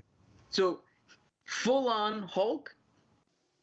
Corvus Glaive. No, not Glaive. The other big ass dude. The one who wound up fighting in the Hulkbuster suit. I think his real name is Big Motherfucker. Oh, okay. The one that, yeah. I got you. Yeah, you know what's funny? That's the one from the Black Order that I don't remember. Yeah. I don't remember him. So I know. We know the guy you're talking about. Yeah. That one cuts off his arm. yeah. Got it. The problem with the Hulk is he is literally Golden Gun. Like, you remember playing GoldenEye? Yeah. And whoever got the golden gun, That's what Yo, Cat, bro. That's a throwback, man. Good call, man. I like that. Word. I mean, he knows it more than I do. Yeah, so unless you nerf him in some sort of way, these movies are pointless. It's the same with Captain Marvel. She's actually, as strong as they made her look, she's actually stronger. But then again, Thanos, as strong as they made him look, he's actually stronger. Like, you have to nerf these guys. Otherwise, none of this makes sense. They'll just kill each other in the first scene. Shut up. Yeah. Like Lay said before, when Thanos punches Cap, he should have been dead. That's the name. So if you don't nerf these guys, your Obsidian. movies don't make sense. They don't make logical sense. And to go off your point, yeah, he didn't have you were saying that he didn't have the whole glove. He had the arc where he became a god. Well, if you actually watch closely in Thor Ragnarok, they were actually hinting heavily that Hulk wanted nothing to do with Banner and was tired of Banner driving. Yeah.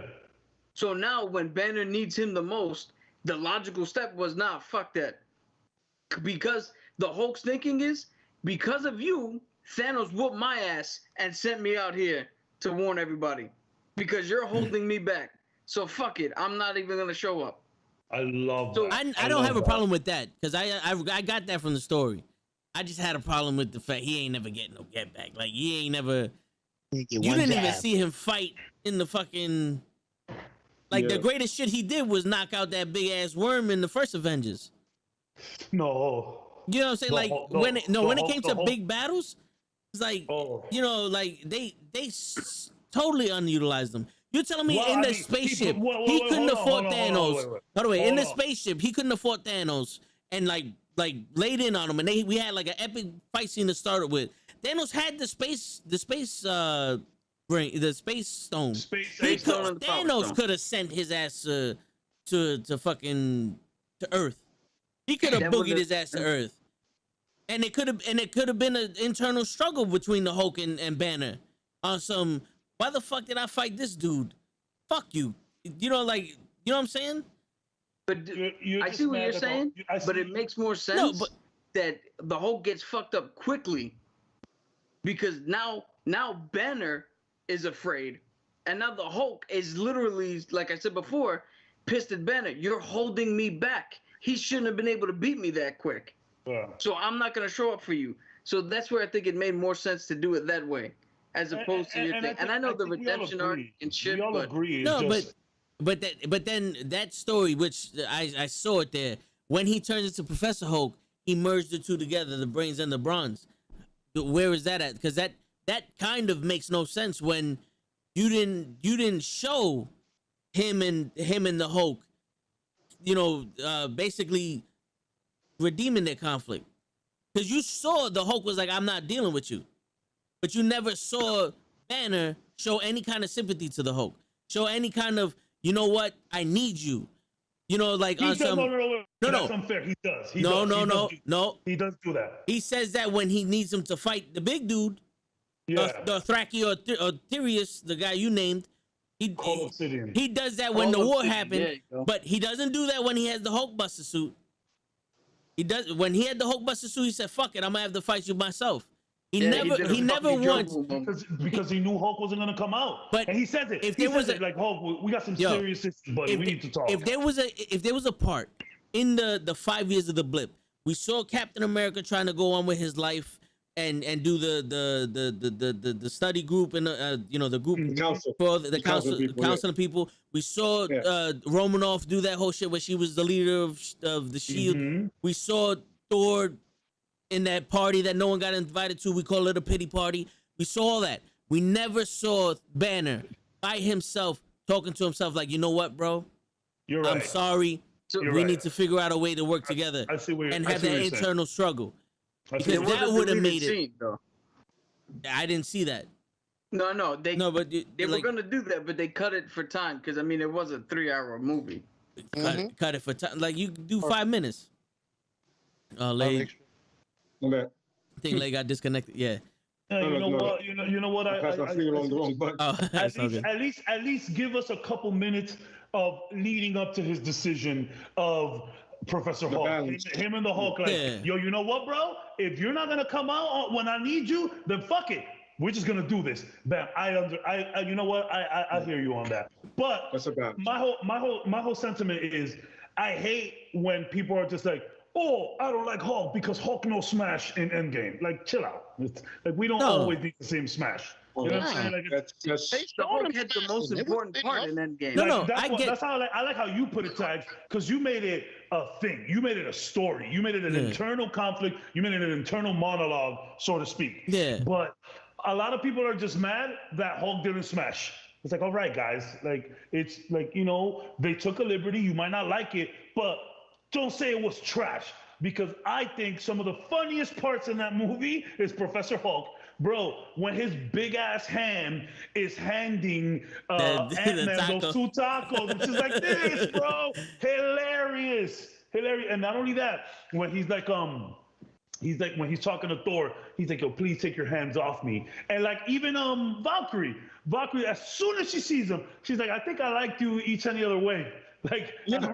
It was funny. It was funny. It's not the action that we're used to, but it was hilarious, bro. I agree. Yeah. When he punches the bike, that was my favorite. Side note, Cavs. I'll say G is Hutch. Huh? I'll say G is Hutch. Yeah, no, I figured that. I figured not at all. The G, yeah, I figured that. What's good, Hulk? Welcome. No, but he didn't. The Hulk and Banner always had the problem with each other. Yeah, but like if they would have went more into the movies, like to me, I think that's like a bigger arc than most of them, because like I said, Hulk is an original, and plus you don't give him his own movie ever since the Bruce Banner one. The Ed Norton one. You know what I'm saying? Like he hasn't had his own movie. So Cap made this clear to me that like Thor Ragnarok, Infinity War, and Endgame was kind of like the 3 movies that the Marvel did for him. They just squeezed them in. Or, you know what I'm saying? Ragnarok is as much Hulk's as it is Thor's. True. So yes, but Ragnarok showed the beginning of that conflict between Hulk and Banner. Well. If you want to be technical, the beginning of that conflict is Ultron. When Scarlet Witch made him lose his shit, and he goes crazy, and people really saw who the Hulk was at this point. No, true. And, yeah. But you know what I'm saying? Like we never got. It was literally. Oh, and by the way, he's a smart Hulk now. Yeah. You know? You're right. Like an extra 10 minutes. They literally pulled up to him, and he's in the restaurant with a sweater on. It's a little jarring. I'll give you that. Yeah. It is. It's jarring. You're like, okay, and even if you are a comic book fan, you probably saw that shit and were like, okay, I know what you're doing. I know what this is, but maybe a little explanation. I hear you. Yeah. Give us 5 minutes with him, like wrestling over that fact, something, or maybe on his way, back to Earth with Valkyrie, anything. Yeah. I see what you're saying. Give me a second. They took the time out and not for yourself. Go bam for yourself. All right. They took the time in Age of Ultron to have Thor see Ragnarok. You know what I'm saying? And explain that to lead into another movie. They could have took the time for that shit. They already had 3 hours, bro. How much time are you gonna give them? I mean, the Snyder Cut gave us fucking 4 days. Damn. It's still playing. Show. The Snyder Cut. It's still fucking playing. You act like you ain't never seen a 3-hour movie before. 5 extra minutes? Like it Yeah. I agree. But 5 extra minutes is not a lot to ask for. I'm not asking for his own movie. You gotta remember, there's a character that they limited throughout the whole series. They're like, yo, we're gonna find somewhere to cut it. It's gonna be the Hulk. True. We fucking Black Widow got her own fucking movie. Stop. Black Widow got her own fucking movie. Yeah. Right? She's dead. Game over. Word. We're done. All right. We got a sister coming into the new shit, and she got her own movie. So they picked. Marvel picked a character to be like, yo, listen, we have to end this origin shit somewhere. Guess who? Hulk. I just wanted you to know. Hawkeye has a show coming out. Hey. So, if we want to talk about Liberty and a character, it's the Hulk. They picked a character. They just be like, yo, listen, he's OP. Shit go left if we let him roam his shit. It's okay, I get it. What I would like to see more? Sure. Awesome. Well, you pick one character to cut off. That's the guy they picked. We just got, Hawk fans just got to take L's. Yeah, that's a big Taking L's all day. Big ass L. That's a big L. I get that. Like, I just said that the fact that Romanoff got a origin movie and she's dead. Hawk fans just take an L, bro. Just take a step back and realize, take a knee, run out the clock. We're done today. We're done. Gotta walk away I'm from this glad, game. I'm glad we got to see him in What If, though. I'll be No, honest. yeah. I'm very happy we got to see him in What And If. we are gonna see him in She-Hulk. Yeah. So let's not, we're not done with Hulk yet. Because he has to give her the blood to give her the, for her to be her. So it's like he's not dead. He's just, not he doesn't have his own movie. You know what I'm saying? We gotta take him in doses. Yeah. Not all at once. You know what I mean? Yeah. Oh, Hulk is stronger than Thor after Thor wiped out all those people in Wakanda. One hammer. Yeah. There were, And Hulk was there. Oh, y'all in trouble. My man just saw the hammer. He's stronger than Hulk. No, He was he's the one not that stronger saved than Hulk. everybody with the hammer. Once he got his new hammer. But those were just regular, little minions, Yeah. I mean, he did take out Thanos with it, but Let's just debate this. Who's a stronger character in the comics, Thor or Hulk? The Hulk. Yeah. Really? Yeah. So look. Like I'll we're tell talking you about right now. base level. Base Yes. level. If it's at a regular standard, who is stronger? It's Thor. But the problem is that Hulk cannot stop getting stronger. That's what it is. He gets mad, he gets stronger. If you're looking at it at face value, who is stronger? This is the god of thunder, lightning. You know what I'm saying? He has Hulk is strong. This guy has magic. You know what I mean? So when it comes to pure just strength, not power, not aggression, strength. It's Thor. But the problem is Hulk doesn't stop, and the more angry he gets, the stronger he gets, the more ruthless he gets. But since Thor can control his power better, a lot of people would say Thor. I'm gonna go with Thor on base strength, but Hulk because you just can't. You just can't. There's listen, the fight goes longer, it gets worse for whoever's opponent is. Yeah. At the end of the day, it does. You want to go round for round, brother. It's gonna end after 3. I disagree. It's gonna pound you into the fucking ground into fucking mush. It's not gonna go. It's not gonna good for you. I disagree. Yo, my man, take him out quick, convert him back to Banner, or just don't fight him at all. If you convert him back to Banner, you're gonna win that fight and kill him. Of course. That's your strategy. Make him Banner again, and then you murder him. Otherwise, walk the fuck on. In the words of Bruce Lee, walk on. Don't get into that battle with him. You don't think he could do the same thing he did to Thanos with the hammer? Right through his head? Bang! That's it. It's over. Probably. He murdered Thanos with... You honestly think a Savage Hulk is not gonna let it go that far? Yeah. Savage Hulk is another level of a fucking beast, brother. There's a world That breaker is a Hulk. beast you don't want nothing for. My man, you ever heard of don't want none of that smoke? Savage Hulk is a definition of I don't want none of that smoke. He's the guy for that. He's like the Superman that's a million, right? That went through 80 suns. And that's Savage Hulk. You don't want none of that business, bro. Or Maestro Hulk too, by the way. That's a good one too. I understand why they should have brought that Hulk for Thanos. I understand. Exactly. This is the Hulk you needed for Thanos. Yeah. The Cap, Hulk we needed, but we never got. for That's what real. it was. Yeah. Cap, you want to weigh in on? It's weird. It's a weird debate because It you're is. essentially saying who's stronger, a god or this gamma creature. A gamma monster.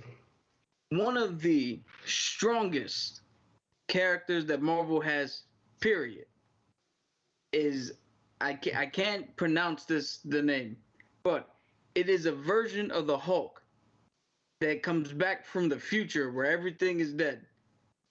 It starts with an M. I just can't Maestro. pronounce. I thought you were gonna say Black Knight. Maestro. There you go. I thought you were gonna say Black Knight. No, No. that We're version talking of about the Hulk Maestro. is That's one where of the Savage Hulk strongest- meets Banner's intelligence. Yeah, And it comes together. Yeah. he's That's one of the crazy. strongest characters. Period. So you have a Hulk that is hands down strongest. Thor, no matter what iteration, never gets to that height. Yeah. So I gotta go with the Hulk. Yeah. Now, can the Stormbreaker, right? That's Battery Bill's hammer. Can he? Yeah. Can that kill the Hulk? No. No, I don't. Well, there's really little things because Hawkeye has technically developed something with one of the arrows where he killed Bruce, but that was something where Bruce told him to do it, and Bruce was allowing him to do it. I don't think anything can actually kill the Hulk. If the Hulk doesn't want to die, nothing is gonna kill him because his skin becomes impenetrable. A whole bunch of other shit happens to him. The Hulk is essentially like Doomsday. Yeah. You will eventually find a way not to die. You know, you're like, I will, when you try something, I will get better at not dying from that. So you did that? What you got next? Bring something else to me this time. So he, you know what I mean? Kind of like that. You know what I mean? Yeah. Yeah. Yeah. Like if you get a chance, read. There's a new Hulk thing. It's called Incredible Hulk, but this Hulk is like Savage Hulk. Like just, dude, it's almost like a horror comic because he just goes in, bro. But he's smart still. Yeah, but he's still smart, and he just goes in, bro. And it's a great comic. It's the art is great, the writing is great, and you can see where it makes sense. You know what I mean? Like this is the Hulk that always should have been, and the world always feared, which is fun. You know? Yeah. If you're a Hulk fan out there, read it. It's fun. There's actually a comic where Hulk's head gets decapitated and he just grows it back. He literally just grows it. That's some of the newer stuff. Yeah. That's some of the. Is that a what if or is that real? No, that's like one of the newer comics, one of the like later like graphic novels. You know how DC has New 52? Yeah. What is Marvel's version of New 52?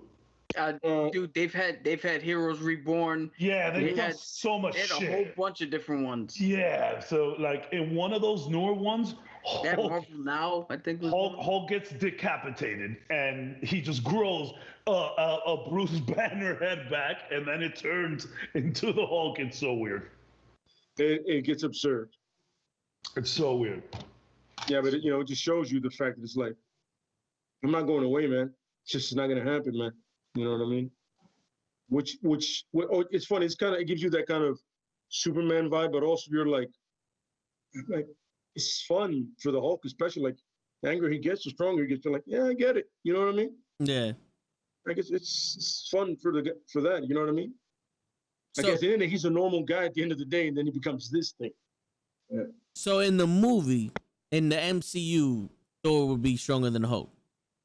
Yes. As of right now. Yes, absolutely correct. In the MCU, the way you got to look at the MCU is if he was able to kill Thanos with Stormbreaker, technically he should be able to kill Hulk with Stormbreaker. In the MCU, you got to look at it like that. But in the comics, nah, Hulk is just there's no stopping him. He's gonna take that and shove it up Thor's ass. Yeah. Because he can. Period. All right. Yeah, absolutely. So I mean, I'm all out of questions now. I don't know, show anybody got any more questions or?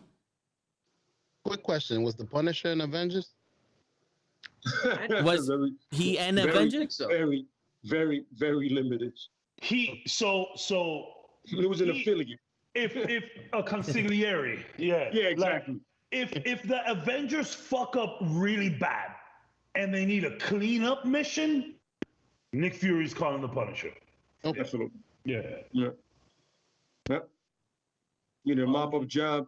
The black op guy to go to. Perfect. Absolutely. I believe that was my last question. Awesome. Yeah, we only got one person in chat too. I think it's a good time. Yeah. 3 hours. We done. Yeah, we did this was a good conversation.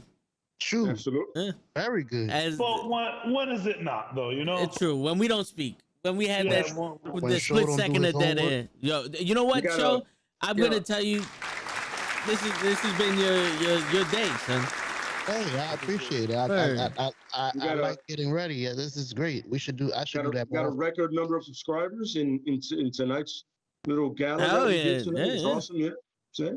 Thank Yeah, you, We're everybody. all about it. Like chat and Sure. everybody was interactive. It's amazing. For real. Yo, Everybody we got subscribe. we got some subs today. Yeah, Mhm.